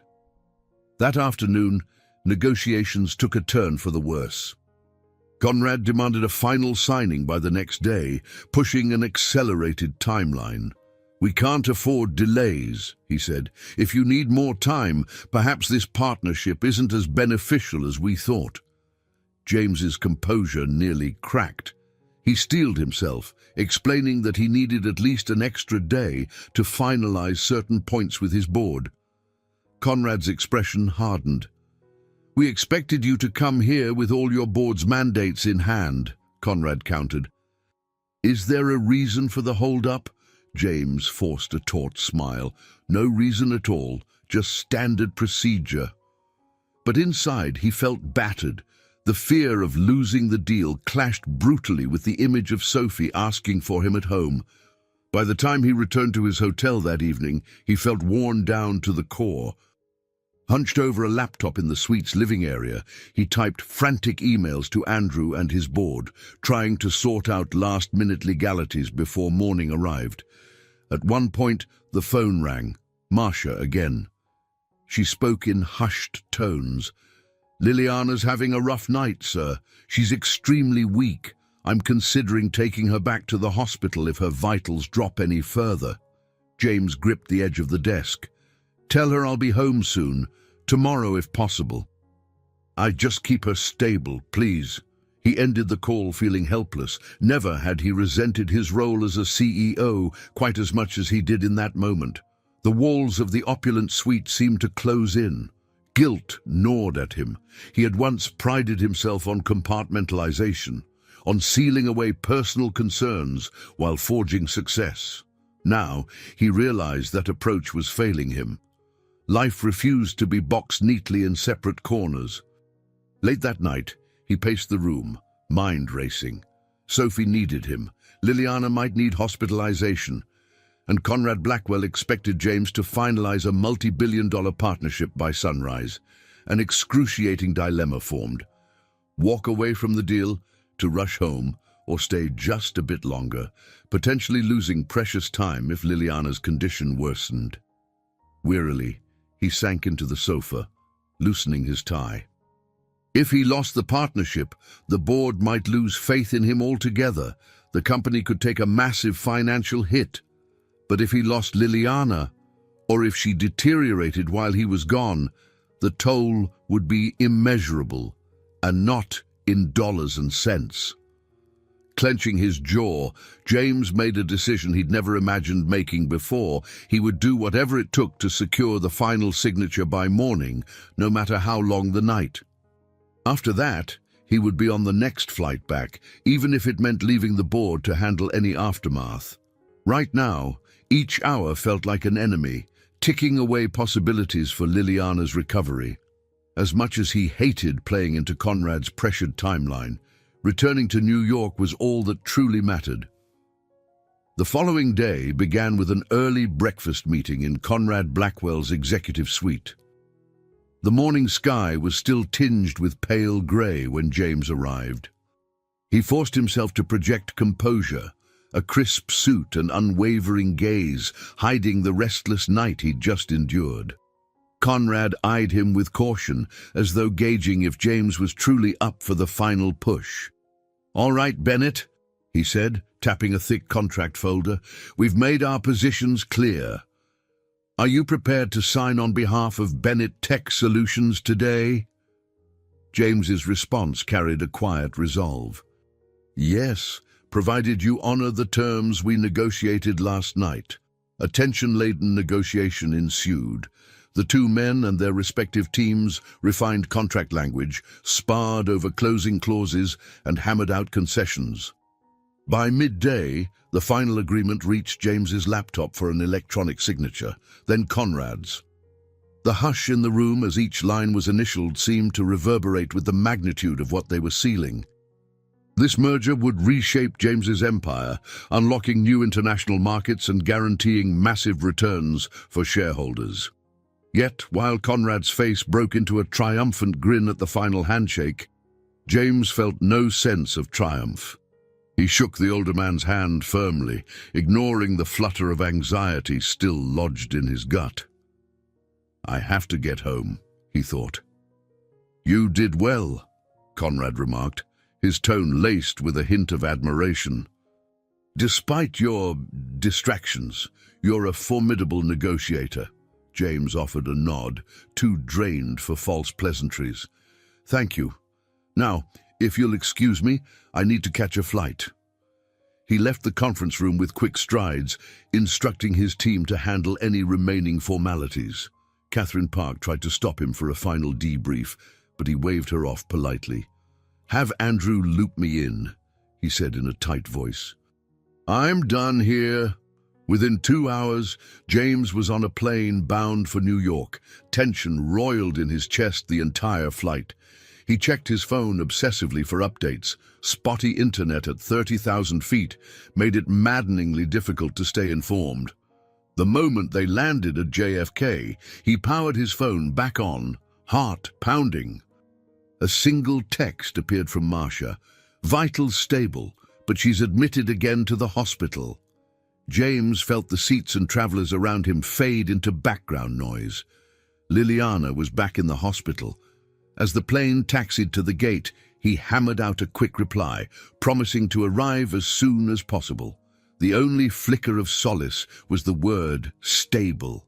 Still, he couldn't banish the mental image of Liliana's pale face. The drive from the airport to the hospital felt interminable.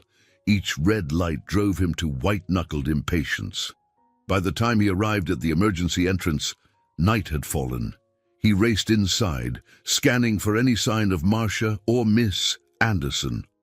A nurse finally directed him to Liliana's room. There, he found Miss Anderson sitting in a stiff plastic chair, reading to Sophie in hushed tones. Sophie clutched her bunny, eyes wet with tears. The child turned at the sound of footsteps, and seeing James, she stood, face crumpling in a fresh wave of emotion. "Where were you?" Sophie asked, her voice trembling. "Mommy was so sick." James felt the sting of guilt like a punch. He crouched down and gathered her into a gentle hug. "I'm sorry, I had to go away for work, but I'm here now." Sophie's arms clung to his shoulders, and he sensed the depth of her fear. "Ms. Anderson quietly patted the girl's back, her own eyes reflecting sympathy. "She was brave," Mrs. Anderson murmured, "but it's been a rough day." Liliana was vomiting so much she became dehydrated again. James forced himself to stand, crossing the room to the bed where Liliana lay. She looked frail, eyes half-lidded, an IV in her arm. The rhythmic beep of a heart monitor punctuated the silence. Her eyelids fluttered open at his approach. "You're here," she whispered, voice raspy. He drew closer, forcing a smile. "I got the deal done, and I came straight back. How are you feeling?" Her breath came slow and shallow. "Like I've been run over by a truck," she admitted, attempting a weak grin. "But they gave me meds to stop the nausea." A rush of conflicting emotions washed over James.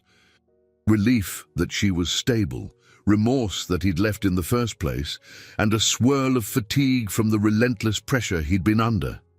He slipped his hand into hers.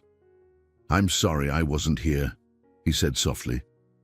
"It's okay," she replied, though her eyes glimmered with the sadness of someone who'd felt alone when she needed comfort most. At least Sophie was here. Ms. Anderson, too. He nodded, guilt stabbing deeper. He'd achieved a milestone for his company, but at the cost of leaving Liliana in her darkest hour. Kneeling by her bed, he pressed his forehead briefly against the back of her hand, feeling the coolness of her skin.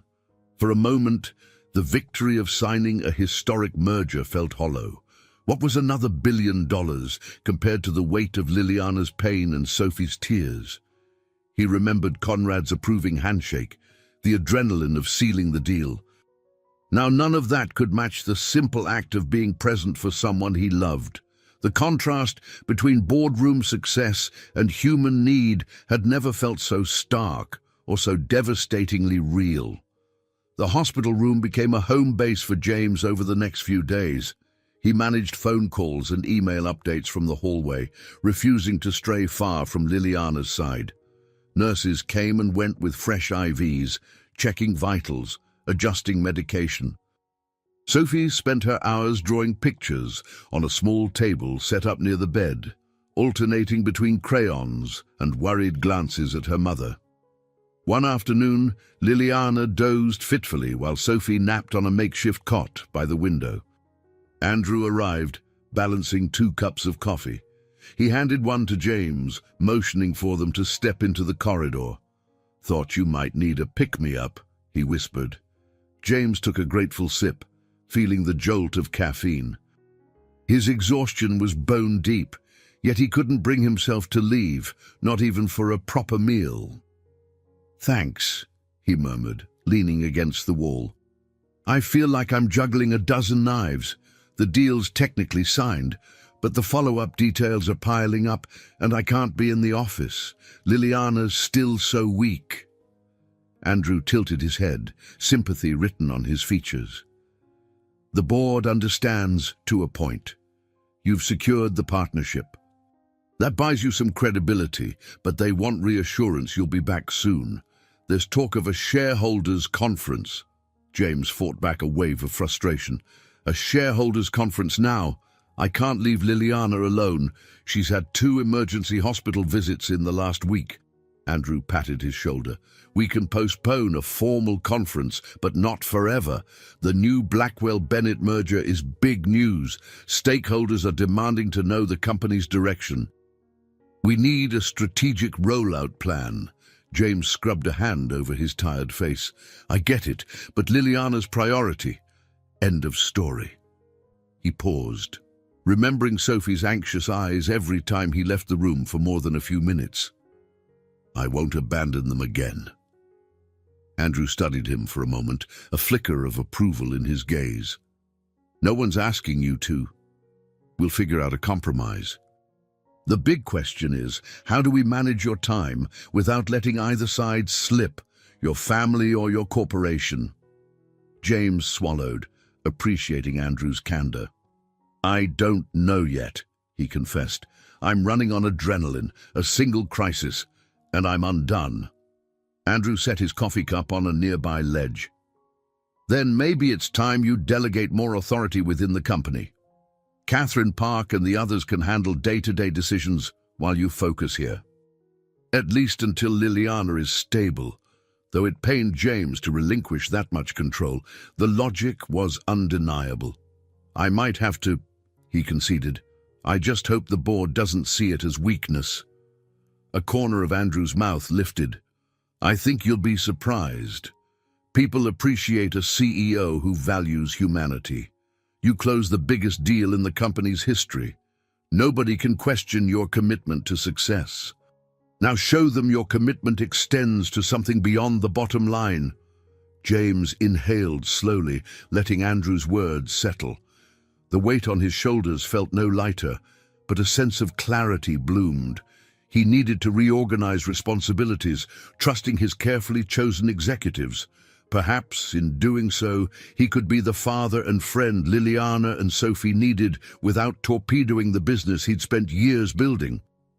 They re-entered Liliana's room, where Miss Anderson was quietly tidying up a tray of half-eaten hospital food. Sophie stirred, blinking sleep from her eyes, and Liliana also roused. Andrew offered them all a gentle wave. "I'll leave you to rest," he said, stepping out discreetly. Liliana turned her head toward James, her voice subdued. "Everything okay?" He mustered a reassuring smile. "Yes, just company matters. Andrew's taking the lead so I can stay here." She reached out, and he took her hand, careful not to disturb the IV line. "You don't have to do that," she murmured.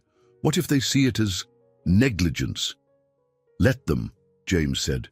"I'm not leaving you right now." A fragile look of gratitude crossed her face.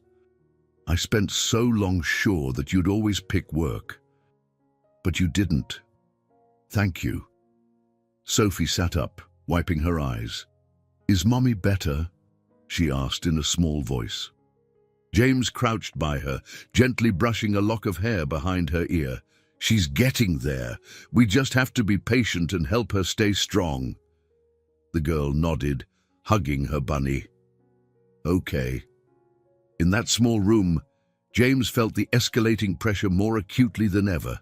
The next phase of Liliana's treatment loomed, an even harsher round of chemotherapy. The newly minted partnership with Blackwell demanded strategic oversight. Sophie needed a steady father figure. He could sense a climactic trial forming on the horizon, something that would demand every ounce of commitment and courage he had left. Yet, for the first time, he believed he might endure whatever was coming. Not because of his business acumen, but because he finally understood that real success meant standing by the people you care about, no matter how daunting the challenge. As he gently squeezed Liliana's hand, feeling Sophie's small shoulder lean against him, he braced himself for the central test.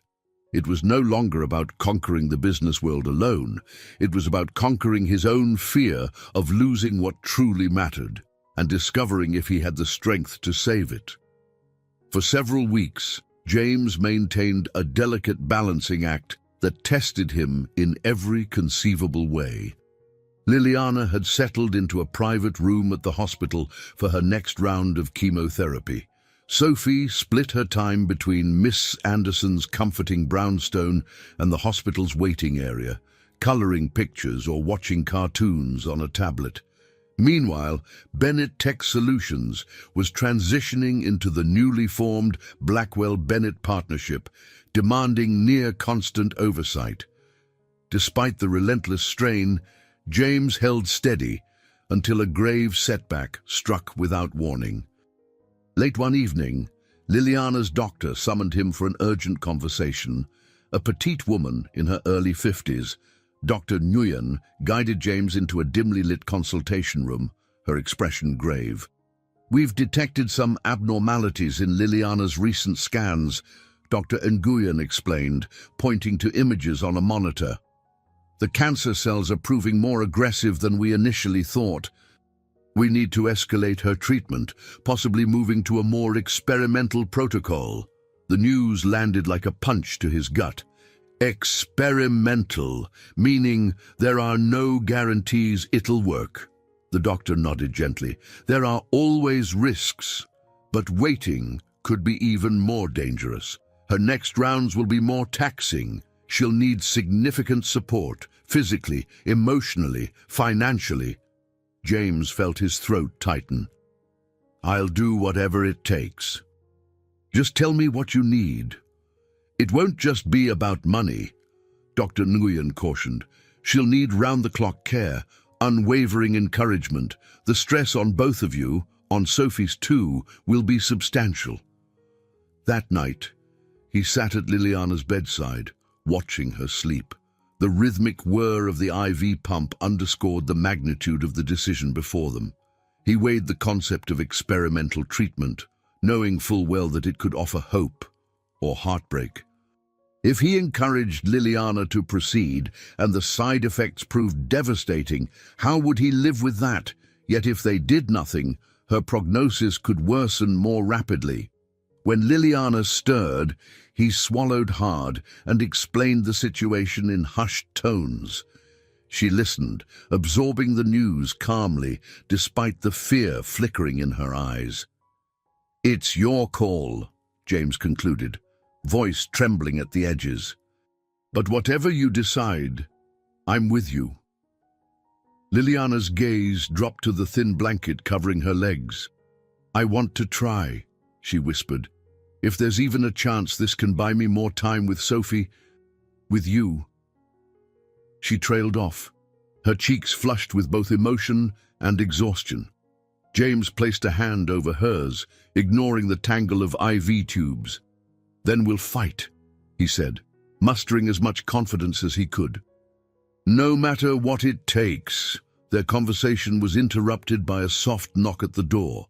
Marcia, the home nurse now practically living at Liliana's side, stepped in. She carried a small teddy bear that Sophie had dropped off earlier, its stuffed arms outstretched in a perpetual hug. "She wanted to make sure her mom had this," Marcia said gently, setting the bear on the bed. Liliana's eyes misted over. "She's so worried." James looked from the teddy bear to Liliana's face, sorrow slicing through him. "She's a brave kid," he murmured, "but she needs you, Lil." A wave of vulnerability passed between them.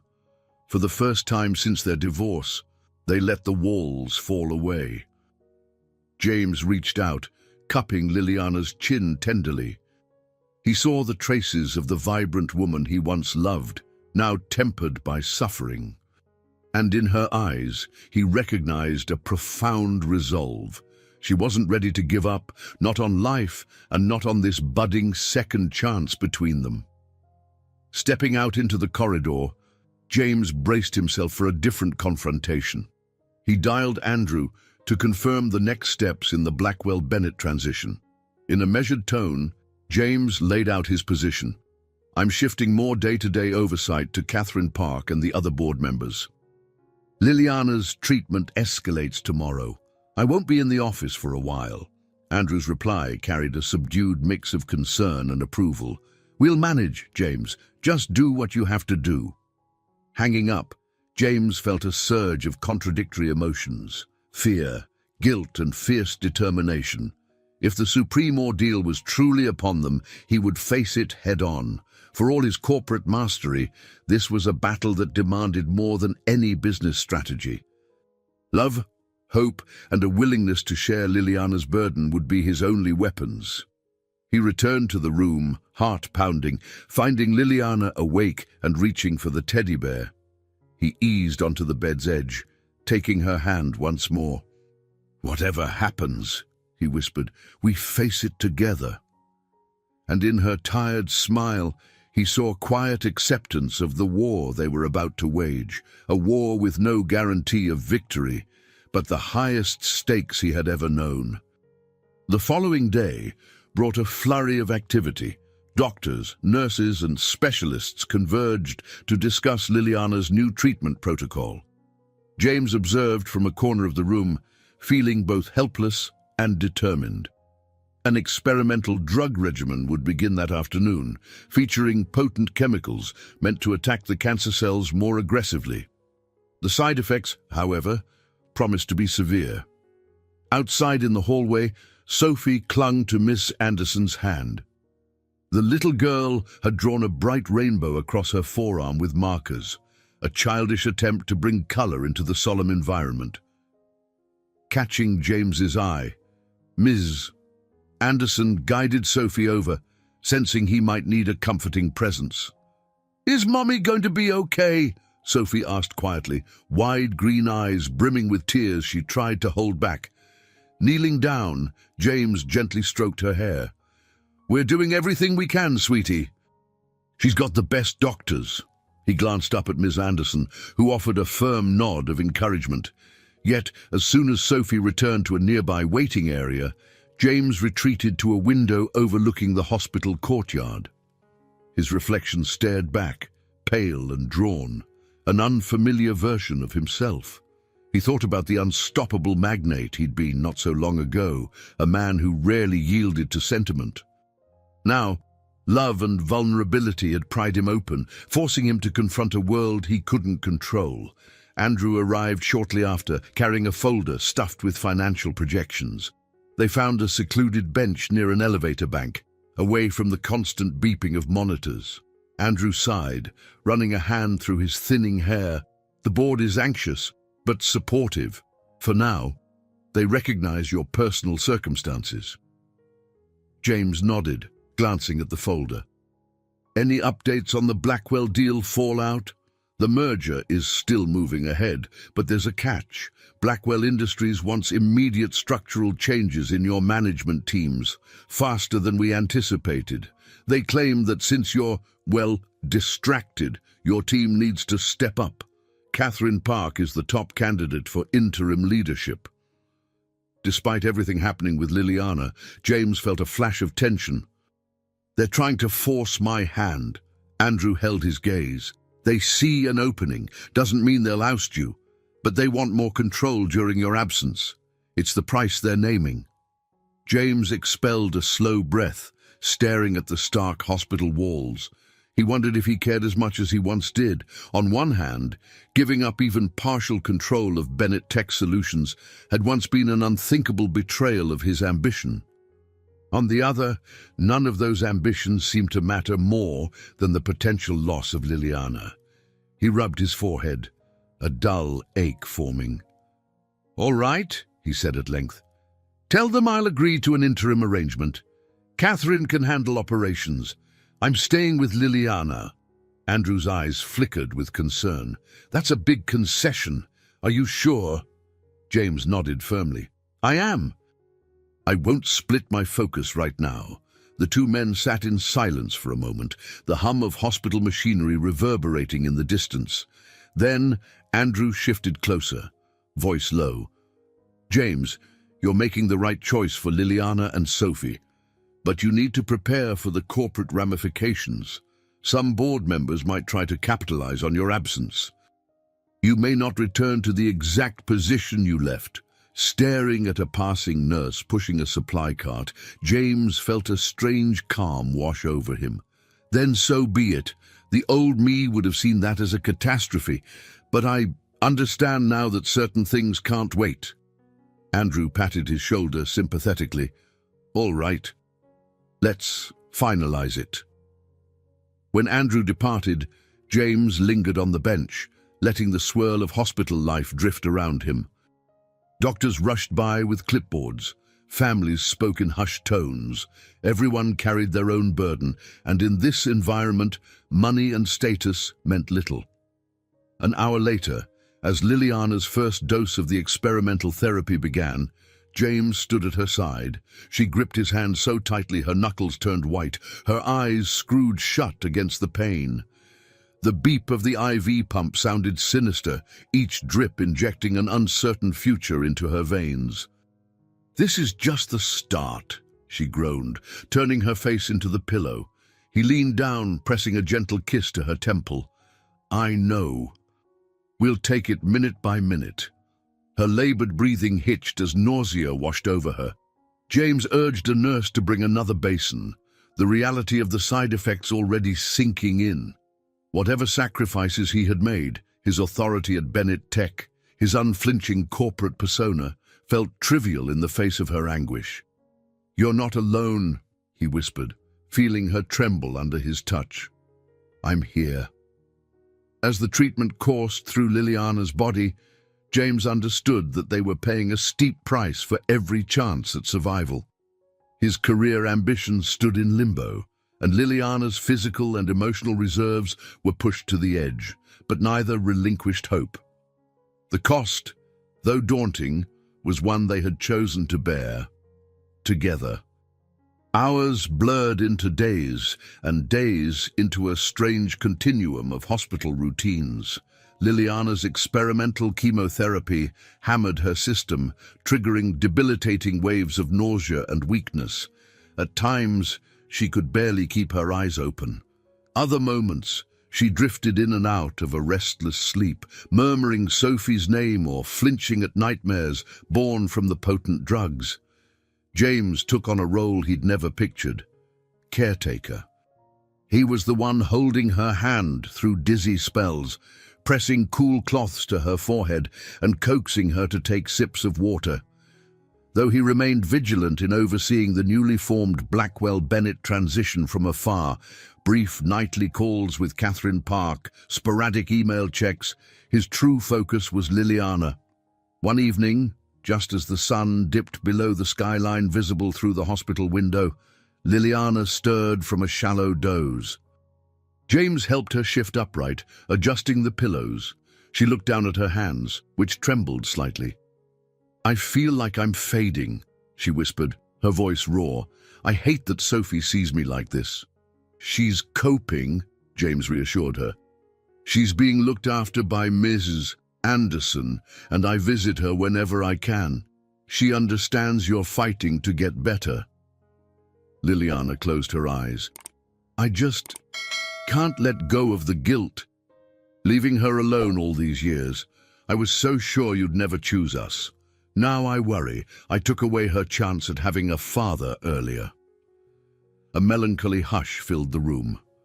James placed a careful hand over hers, feeling her fragile bones beneath the skin. "I wasn't ready then," he admitted, voice hushed.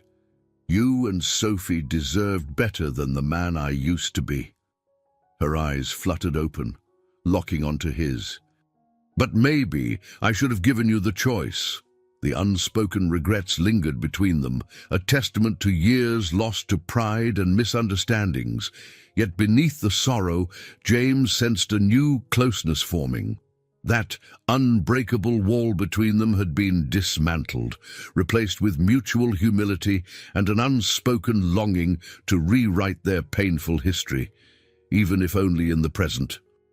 Later that night, James stepped into the hallway to find Sophie curled up in a plastic waiting room chair, coloring with Ms. Anderson's watchful presence nearby.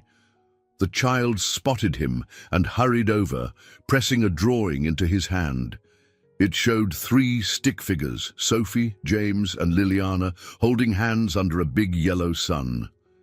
In Sophie's childlike scrawl, the words, "We love Mommy," curved above their heads. James's throat tightened. "This is beautiful, sweetheart." "Let's show it to her." Sophie looked uncertain. "Do you think it'll make her happy?" He bent down, brushing a tender hand across her hair. "I think it'll mean everything to her." They entered Liliana's room quietly. She was awake, sipping water through a straw, her weary eyes lighting up when she saw Sophie. The little girl approached with bashful affection, extending the drawing. "Mommy, I made this," Sophie murmured, blinking hard to keep her tears in check. Liliana studied the picture, her own eyes brimming. "Sophie, it's perfect." Her voice trembled as she drew Sophie closer. James couldn't recall a moment that felt so intimate, so reflective of the family they could have been long ago, and the one they might still be forging now. In that silent exchange, something fundamental shifted in James's heart. Where once he'd relied on power and wealth to define him, he now felt an anchor in simple acts of love. The transformation wasn't dramatic or sudden, it was subtle, an unfolding clarity that seeped through his defenses. He found himself stepping forward. Quietly, he suggested that Sophie sing a lullaby she'd learned in preschool. At first, the girl hesitated, glancing at her mother's frail form, but with a gentle nod from Liliana, Sophie began a soft tune, her voice trembling but sincere. As the melody drifted through the sterile air, James blinked back moisture in his eyes. He realized that all the grand corporate conquests he'd achieved paled in comparison to this scene, a child serenading her mother, forging a fragile hope in the face of mortal struggle. Liliana's gaze met James's across the bed rails. Though pain etched her features, a glimmer of peace radiated in her eyes, an unspoken acknowledgement that this closeness, this unity, was healing them in ways medicine alone could not. In that moment, James discovered a new depth to love. Love that could thrive in hospital hallways, blossoming even amid exhaustion and fear. And in embracing that love, he felt his own transformation solidify, piece by piece. His empire might shift in uncertain ways, but the empire of his heart was quietly, powerfully expanding. Late one afternoon, Dr. Nguyen requested a private meeting with James, citing important updates on Liliana's prognosis. James's pulse quickened as he followed her down a corridor and into a small consultation room. Rows of medical charts lined the walls, and a faint hum came from the overhead lighting. Dr. Nguyen tapped the top file. "We've run some additional tests. The experimental regimen has had mixed results so far. Some cancer markers are down, which is promising, but her body is under immense strain. We may need a crucial surgical intervention soon." James's heart hammered. "Surgery? You mentioned that was a last resort." She nodded gravely. "It is, but if the chemo continues without surgical removal of certain compromised tissues, her chances may not improve further. This operation will be risky, especially given her weakened state, yet it could be her best shot." He swallowed. "Have you told Liliana?" "Not yet. I wanted to speak with you first. She's emotionally vulnerable, and I need her as calm and supported as possible. You've been a stabilizing force. She trusts you." In that moment, James felt the familiar sense of responsibility clamp down on him, but in a context that dwarfed any corporate crisis. "I'll talk to her," he said solemnly. "We'll figure it out together." Returning to Liliana's room, James found her propped up on pillows, absently scrolling through pictures on her phone. Photos of Sophie as a toddler, covered in finger paint. She glanced up, noticing his worried expression. "Bad news?" James settled in the chair beside her. "It's more of a crossroads than bad news. Dr. Nguyen says your tumor markers are responding to the chemo in some ways, but there's a possibility you'll need surgery. A big one." Liliana's eyes flickered with anxiety. "Surgery? I thought we were hoping the chemo alone could do it." "That was the hope," James conceded, "but if removing the affected tissue gives you a better chance, maybe we should consider it." He hesitated, voice growing thick. "But it comes with risks, Lil." She stared at her hands, silent for several moments. "I'm so tired," she confessed eventually, her voice barely above a whisper. "Tired of fighting, tired of hurting. But if there's a chance—" James caught her trembling hand, lacing his fingers through hers. "I'll be here. Whatever it takes, I'll be right here." The days that followed turned into a flurry of preparations. Dr. Nguyen organized a surgical team, scheduling Liliana for a thorough pre-op evaluation. James coordinated everything outside the hospital. He placed Mrs. Anderson on standby to watch Sophie around the clock, ensured Marcia would remain at Liliana's side, and delegated further corporate duties to Catherine and the board.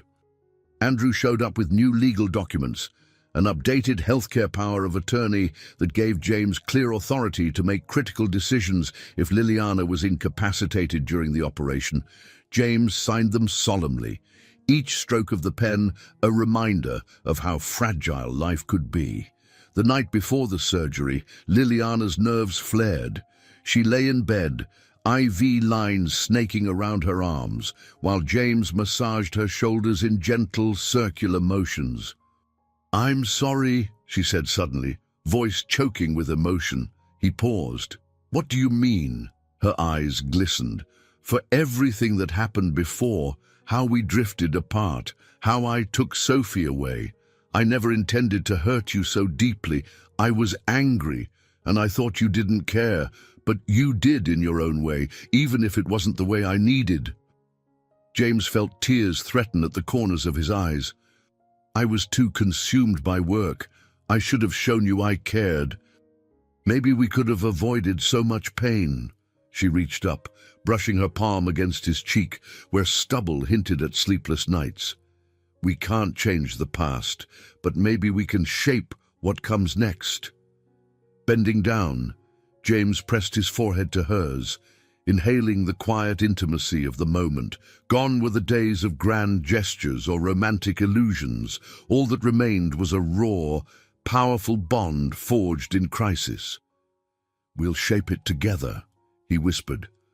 Their conversation gave way to silence as the gravity of the impending surgery settled over them. Outside the window, the city lights glimmered like distant stars, echoing a sense of fragile hope. James helped Liliana into a more comfortable position, then sat watch at her bedside, refusing to leave her alone. With morning closing in, both of them drifted into a restless doze. Tomorrow's operation loomed as the final test of their resilience, the supreme ordeal that would either break them or grant them a fighting chance at a future they'd only dared to imagine in quiet moments. And James, for all his worldly success, found that he had never been more terrified or more ready to protect the woman he loved. Dawn arrived in a pale wash of light that crept through the hospital windows. Nurses began their rounds, adjusting IV drips and distributing medication trays. Liliana's surgery was scheduled for mid-morning, and a heavy hush settled over her room. Sophie was with Ms. Anderson down the hall, coloring another picture as she waited. James stood at Liliana's side, the antiseptic scent of the hospital now so familiar it no longer registered. Her face looked calm, yet resolute. She wore a thin hospital gown, her dark hair tied back in a low ponytail. Traces of fear lingered in her eyes, but she forced a brave smile when she met his gaze. A surgical resident arrived, pushing a gurney. "We'll transport you to the OR in a few minutes," she said, offering a sympathetic glance. "The anesthesiologist will meet you there." Liliana glanced at James, her voice trembling. "Stay with me until they take me in." He took her hand, swallowing a lump in his throat. "I'm not going anywhere." They rolled Liliana through the corridors, fluorescent lights streaking overhead like a tunnel. The operating room's heavy double doors finally loomed into view. Here, James had to pause. Family members weren't allowed beyond this point. An OR nurse approached, gently positioning Liliana's bed for transfer. Leaning down, James pressed a soft kiss to Liliana's forehead. "I'll be right here when you get out," he whispered, tears brimming in his eyes.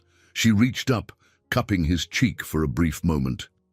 "No matter what happens," she managed, "thank you for coming back to us." Her words struck him like a tidal wave.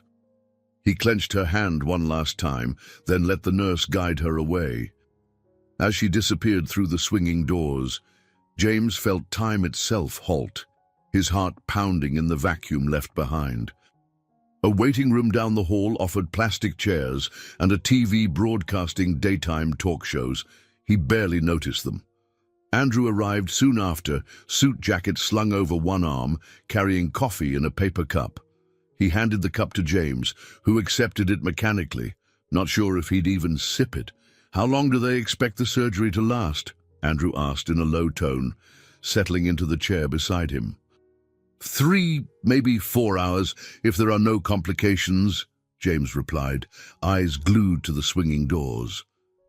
Andrew nodded, gently clapping a hand on James's shoulder. "She's strong, James. You both are." Minutes stretched into hours. Ms. Anderson brought Sophie briefly to see James, but sensing the tension, Sophie soon retreated to a quieter corner where Ms. Anderson read her a storybook. Occasionally, doctors, nurses, or orderlies passed by, and each time James perked up, hoping for news. None came. After what felt like an eternity, Dr. Nguyen emerged, peeling off a surgical cap. Her expression was guarded, though not grim. James shot to his feet, nearly knocking over the untouched coffee. "How is she?" he demanded, throat tight. "The surgery was complex, but we've done everything we can," Dr. Nguyen said, weariness etched in her voice. "We removed compromised tissue. She's in recovery now, and the next 24 hours will be critical. We'll monitor her closely for infection or complications." James exhaled shakily, relief and lingering dread colliding. "Can I see her?" "In a bit. She'll be groggy, one visitor at a time." Andrew patted James's back. "You go. I'll keep Sophie occupied." Moments later, James stepped into the post-op room. Machines beeped softly, a respirator hissed, and Liliana lay still, pale against the white sheets. An IV in her arm dripped pain medication, and a nurse hovered, checking her vitals. She looked so small, so vulnerable. James edged closer, carefully brushing a hand across her forehead. "Lil," he breathed, voice trembling. Her eyelids flickered, then opened a sliver. She seemed disoriented, but a flicker of recognition crossed her face when she saw him. "Hey," he whispered, relief making his eyes sting. "You're out of surgery. Dr. Nguyen said it went as well as they could have hoped." Liliana moved her lips soundlessly at first, then managed a faint whisper. "Hurts." He squeezed her hand gently. "They have you on pain meds. Try to rest." Her hand twitched in his, and though she couldn't muster the strength to speak further, he saw gratitude and a wavering hope glimmer in her eyes. Carefully, he pressed a kiss to her knuckles, as though sealing a silent promise. The hours that followed brought a tedious but necessary vigil. Nurses checked Liliana's vitals, adjusting her medication. James recognized it was too soon to celebrate. She still had to stabilize, and there was no telling how her body would respond once the anesthesia wore off fully. But a quiet sense of triumph nudged him. The surgery, though perilous, was over. A door to potential recovery stood ajar. Eventually, Andrew coaxed James into a quick break for food and to update Sophie. Ms. Anderson held the little girl's hand, guiding her into the hallway once James emerged. Sophie, eyes wide with worry, rushed into James's arms. "She's out of surgery, honey," he murmured, stroking her hair. "We need to be very gentle with Mommy for a while." Sophie nodded, biting her lip. "Can I see her?" "Soon," James promised. "She's very sleepy right now." Looking into Sophie's hopeful eyes, James felt an overwhelming surge of gratitude.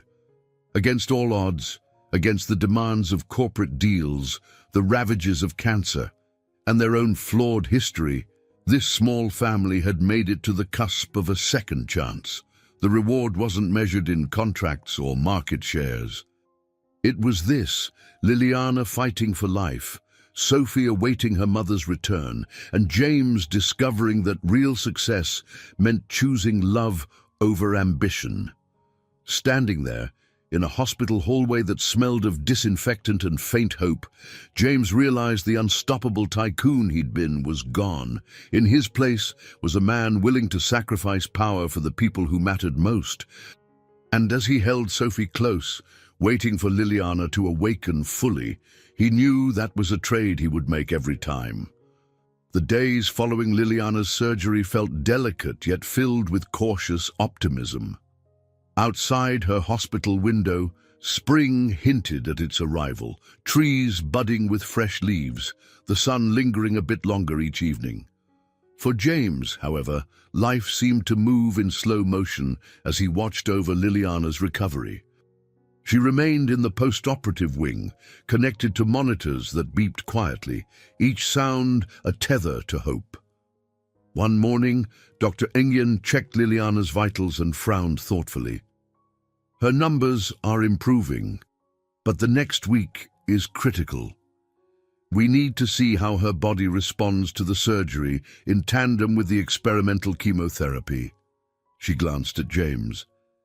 "Encourage her to move a little, eat small portions, and keep her spirits up." A positive mindset can help more than you think. James nodded, absorbing each instruction as though it were a precious directive. The man who once wielded power in corporate boardrooms now found himself happily following a doctor's orders if it meant giving Liliana a stronger chance. As Dr. Nguyen left, James turned to Liliana, who rested against her pillows with a tired but determined expression. "You heard the doctor," he said gently, pulling a chair closer to her bedside. "Let's see if we can get you up on your feet for a minute or two." Liliana's face scrunched in discomfort. "Everything aches," she mumbled, yet she allowed James to slip a supportive arm beneath her shoulders. Slowly, they eased her upright. Even this small effort left her breathing heavily, but she nodded when he suggested a short shuffle around the room. With painstaking slowness, they took a few steps. Liliana leaned on James and an IV pole, her hospital gown billowing around her slender frame. Though each movement was a battle, something quiet and triumphant glimmered in her eyes. After one lap around the room, she sank back onto the mattress, perspiration beading her forehead.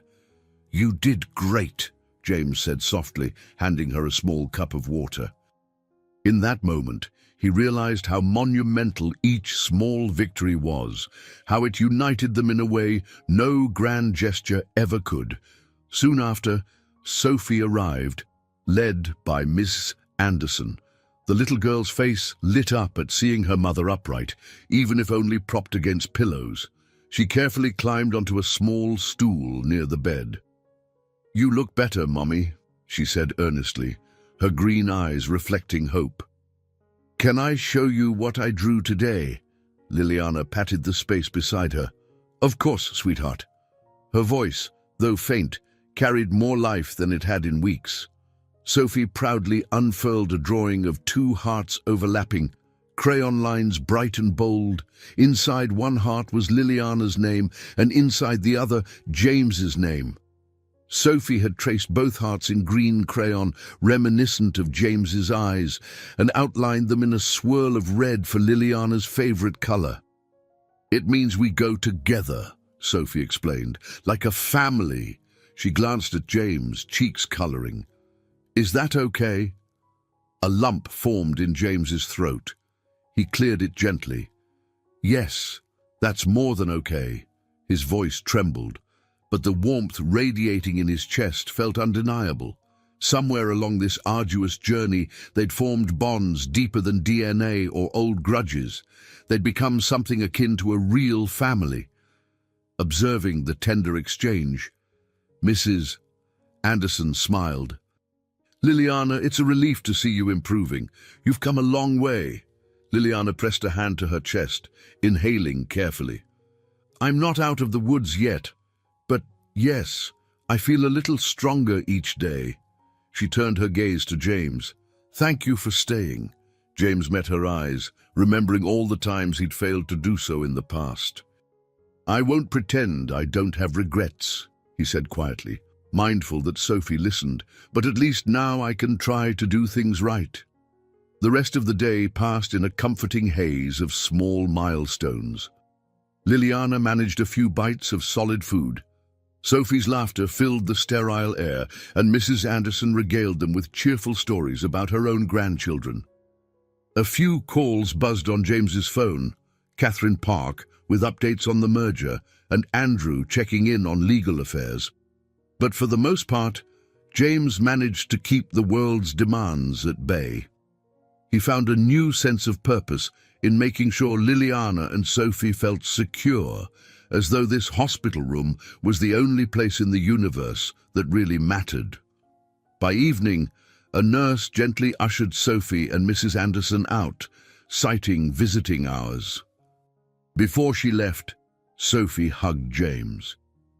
"I wish we could all go home," she murmured, burying her face briefly against his side. James stroked her hair, fighting a sudden pang of longing. "Me too," he whispered. "Soon, I hope." He walked them to the hospital's exit, heart heavy at Sophie's disappointed expression as she departed. When he returned to Liliana, she was half asleep, a shallow calm in her breathing. He took a seat and wrapped a blanket around her shoulders. In the fluorescent half-light, her features seemed gentler, less ravaged by pain than before. He sat watch, neither fully alert nor asleep, letting the hush of the ward lull him into a light doze. In that suspended moment, he felt a shift deep within, a renewal that wasn't dramatic but steady.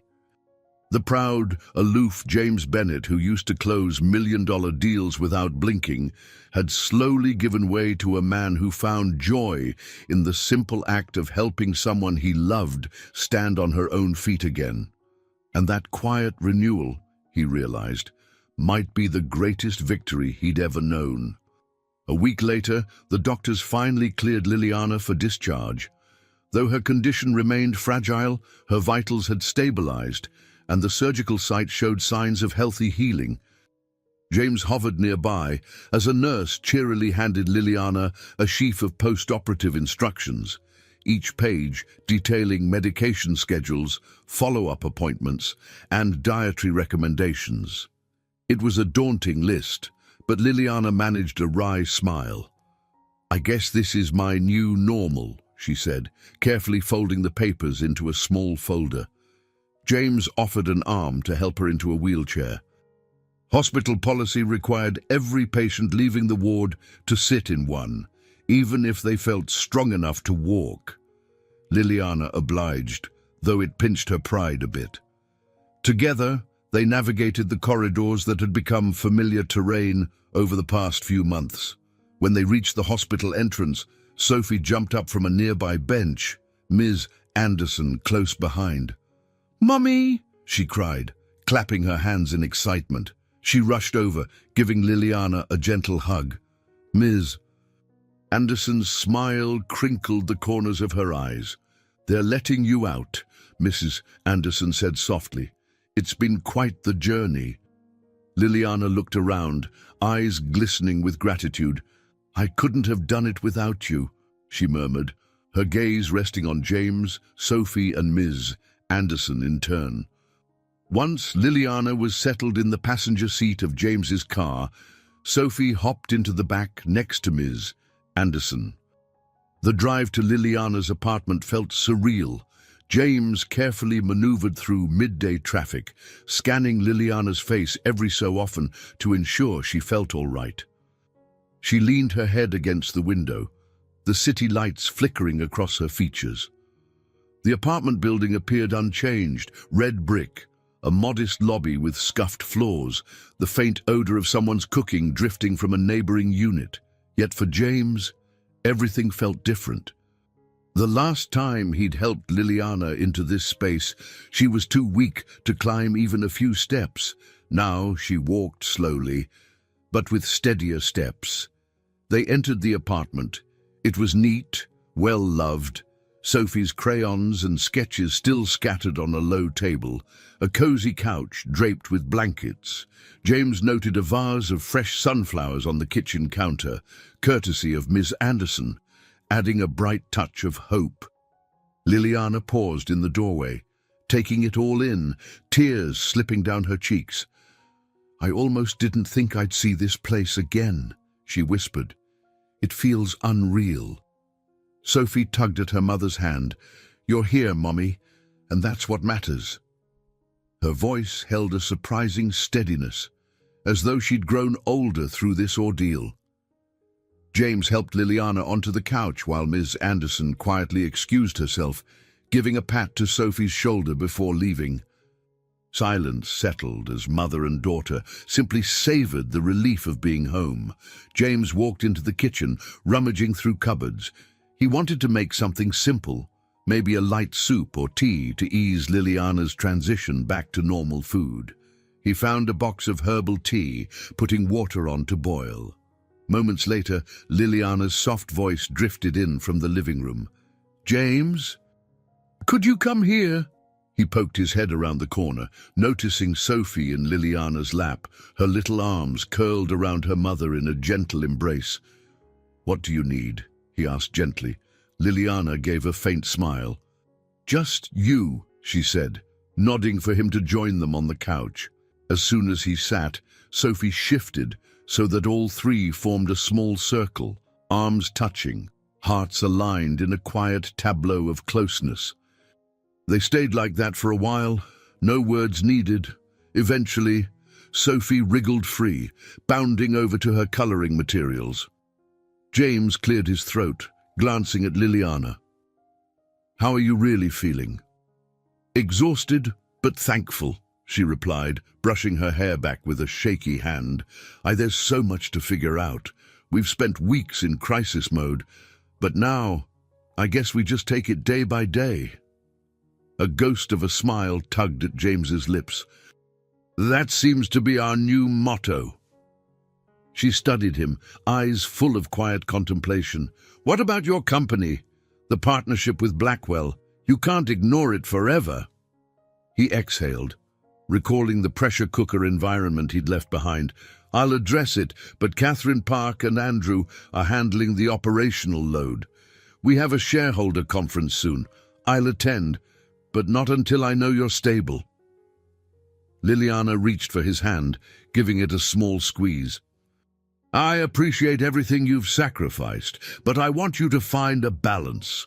Be the man who cares for his family without losing what he's worked for. That's possible, James." He felt an unexpected warmth at her words. "I'm still learning what that balance looks like, but I'm determined to try." In the kitchen, the kettle whistled, an everyday reminder that life could still be normal in small ways. As James rose to pour the tea, he glanced back at Liliana and Sophie, heart swelling with gratitude. In this changed world, he realized, their presence and well-being were his greatest measures of success. And for the first time, the concept of coming home felt profoundly real. A few days later, James prepared to face the board of directors at Bennett Tech Solutions. The meeting would take place in a hybrid format, a handful of board members in the Manhattan headquarters, others dialing in via video conference. The lingering question: could James Bennett fully resume leadership, and on what terms, given his ongoing personal responsibilities? Before leaving Liliana's apartment, he checked on her. She rested on the couch, a plush throw over her legs, thumbing through an art book she'd once loved. Though her posture still conveyed fatigue, a new spark glowed in her eyes, like an ember fighting to reignite. Sophie was in preschool, providing a lull in the day's routine.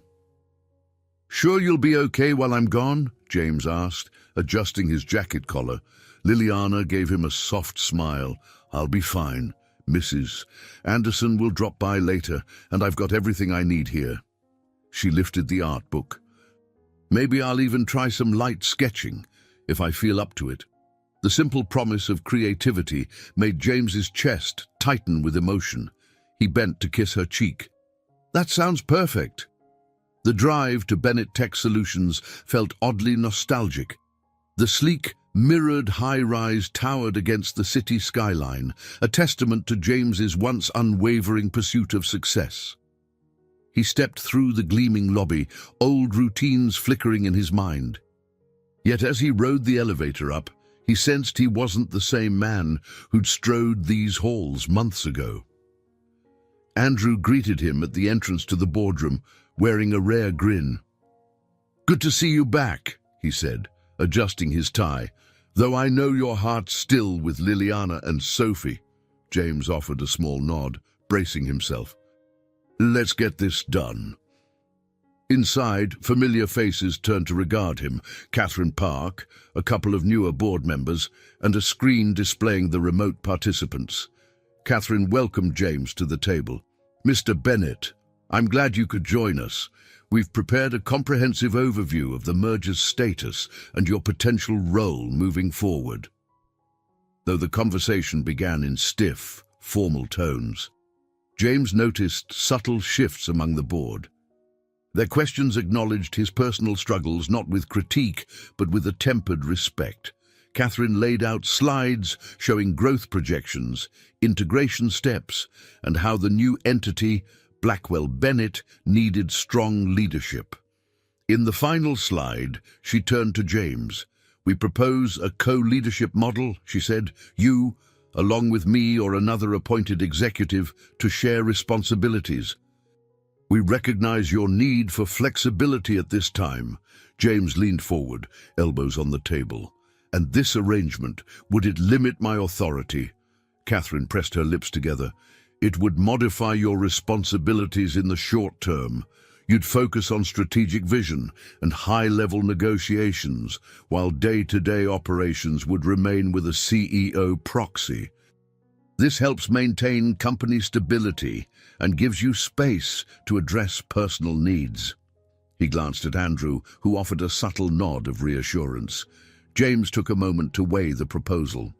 Not long ago, the mere suggestion of sharing power would have stung his ego, but now, after nearly losing Liliana and discovering the importance of being present for Sophie, everything had changed. I accept, James finally said, voice steady. For the time being, co-leadership is the right path. I can't commit to the old schedule, and I won't sacrifice my family's well-being just to keep full control. If this is a workable solution, I'm in. Catherine exhaled as if she'd been holding her breath. Relief flickered across several faces. Then let's finalize the details over the next few weeks.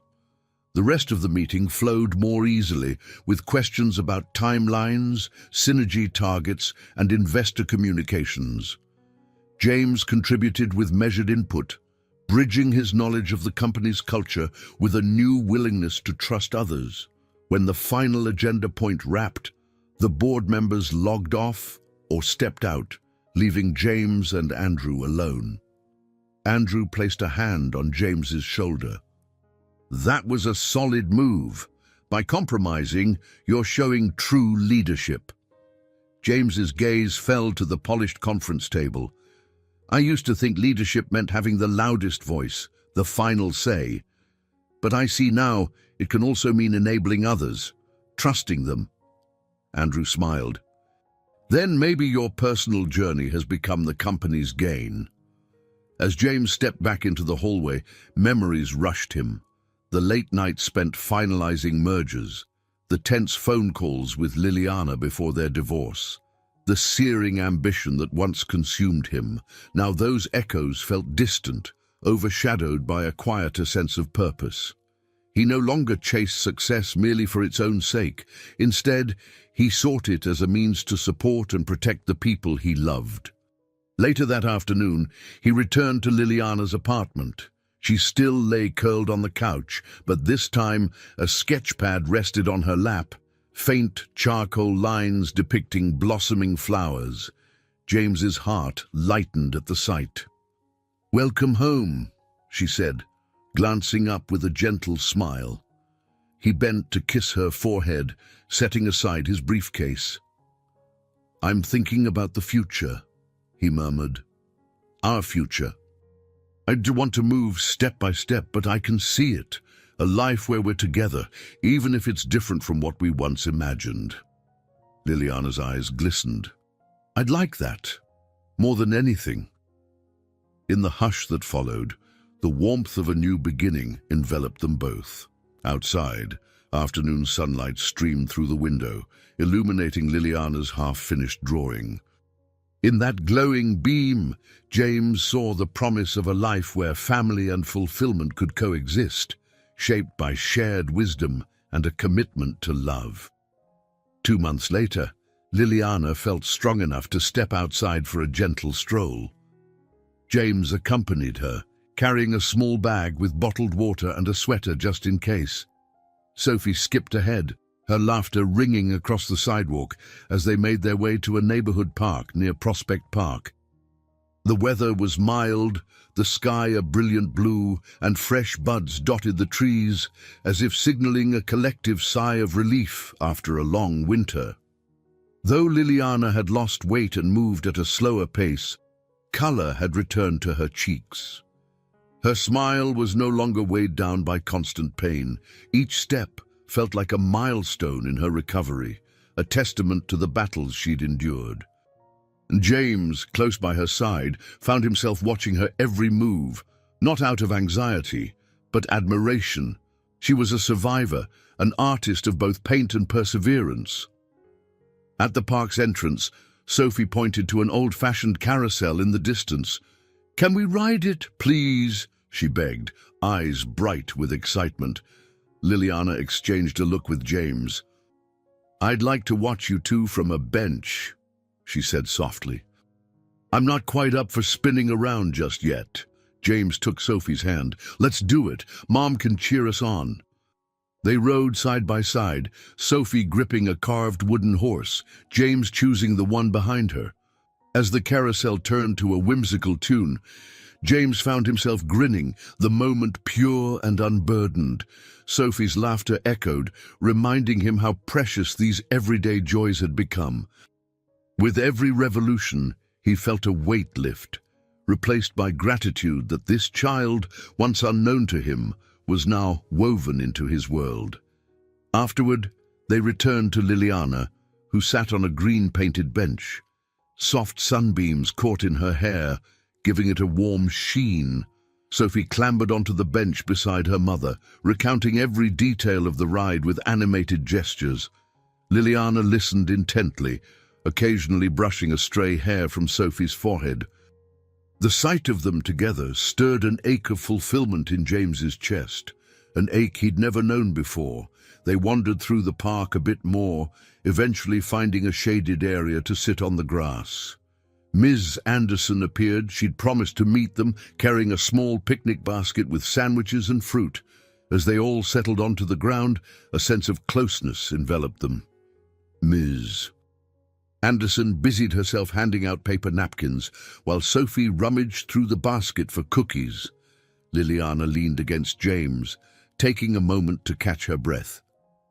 "Do you remember," she began, voice tinged with memory, "how you once insisted you hated parks? You said nature bored you because deals got made in boardrooms." James let out a rueful laugh. "I've been known to say a lot of foolish things." She brushed a hand over his, lacing their fingers. "Well, it turns out real life and real happiness happens in places like this, with people who matter." She looked at Sophie, who was giggling over Miss Anderson's teasing remarks, and then back at James. "I'm just glad we found our way here." A gentle breeze stirred the budding leaves overhead. James found himself thinking back to all the moments that led them here. The heartbreaking day he learned of Sophie's existence, the hospital vigils, the merger crisis, and the quiet revelations that shaped his soul. The man who once measured success only by corporate achievements now realized how limiting that yardstick had been. Sophie bounded over, offering Liliana a cookie with a flourish. "It has chocolate chips," she announced proudly.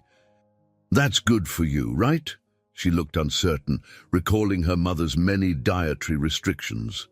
Liliana chuckled, nodding. "In moderation, chocolate is one of life's greatest pleasures." Relieved, Sophie handed one to James as well.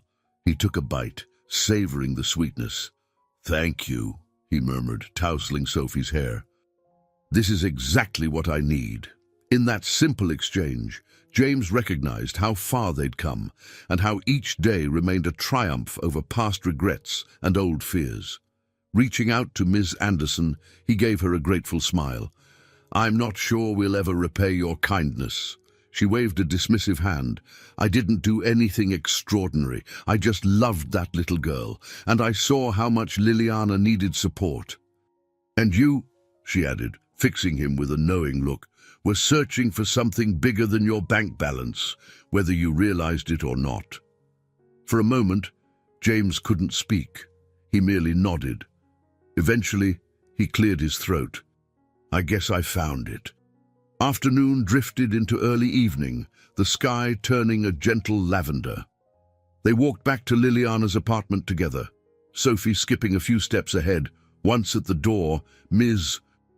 Anderson parted ways, leaving James, Liliana, and Sophie standing in a warm hush. The hallway's overhead light flickered softly. Sophie let out a contented sigh. "This was the best day," she declared, hugging her stuffed bunny. Mommy's better. We went to the park and we're all together. Liliana looked at James, emotion bright in her eyes. She's right. He nodded, keys jingling in his hand. Yeah, he agreed quietly, voice thick with gratitude. It really is the best day. In that shared moment, at the threshold of a home made brighter by love rather than luxury, they found the ending of one story and the promise of countless new ones. A story of second chances, of a man learning that true wealth is measured in laughter and closeness, and a woman discovering the strength to trust again.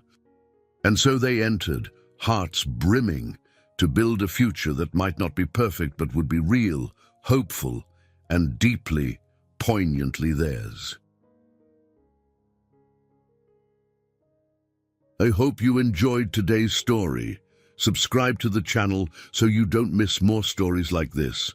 Leave a like and comment below what you thought of the story. See you in the next video.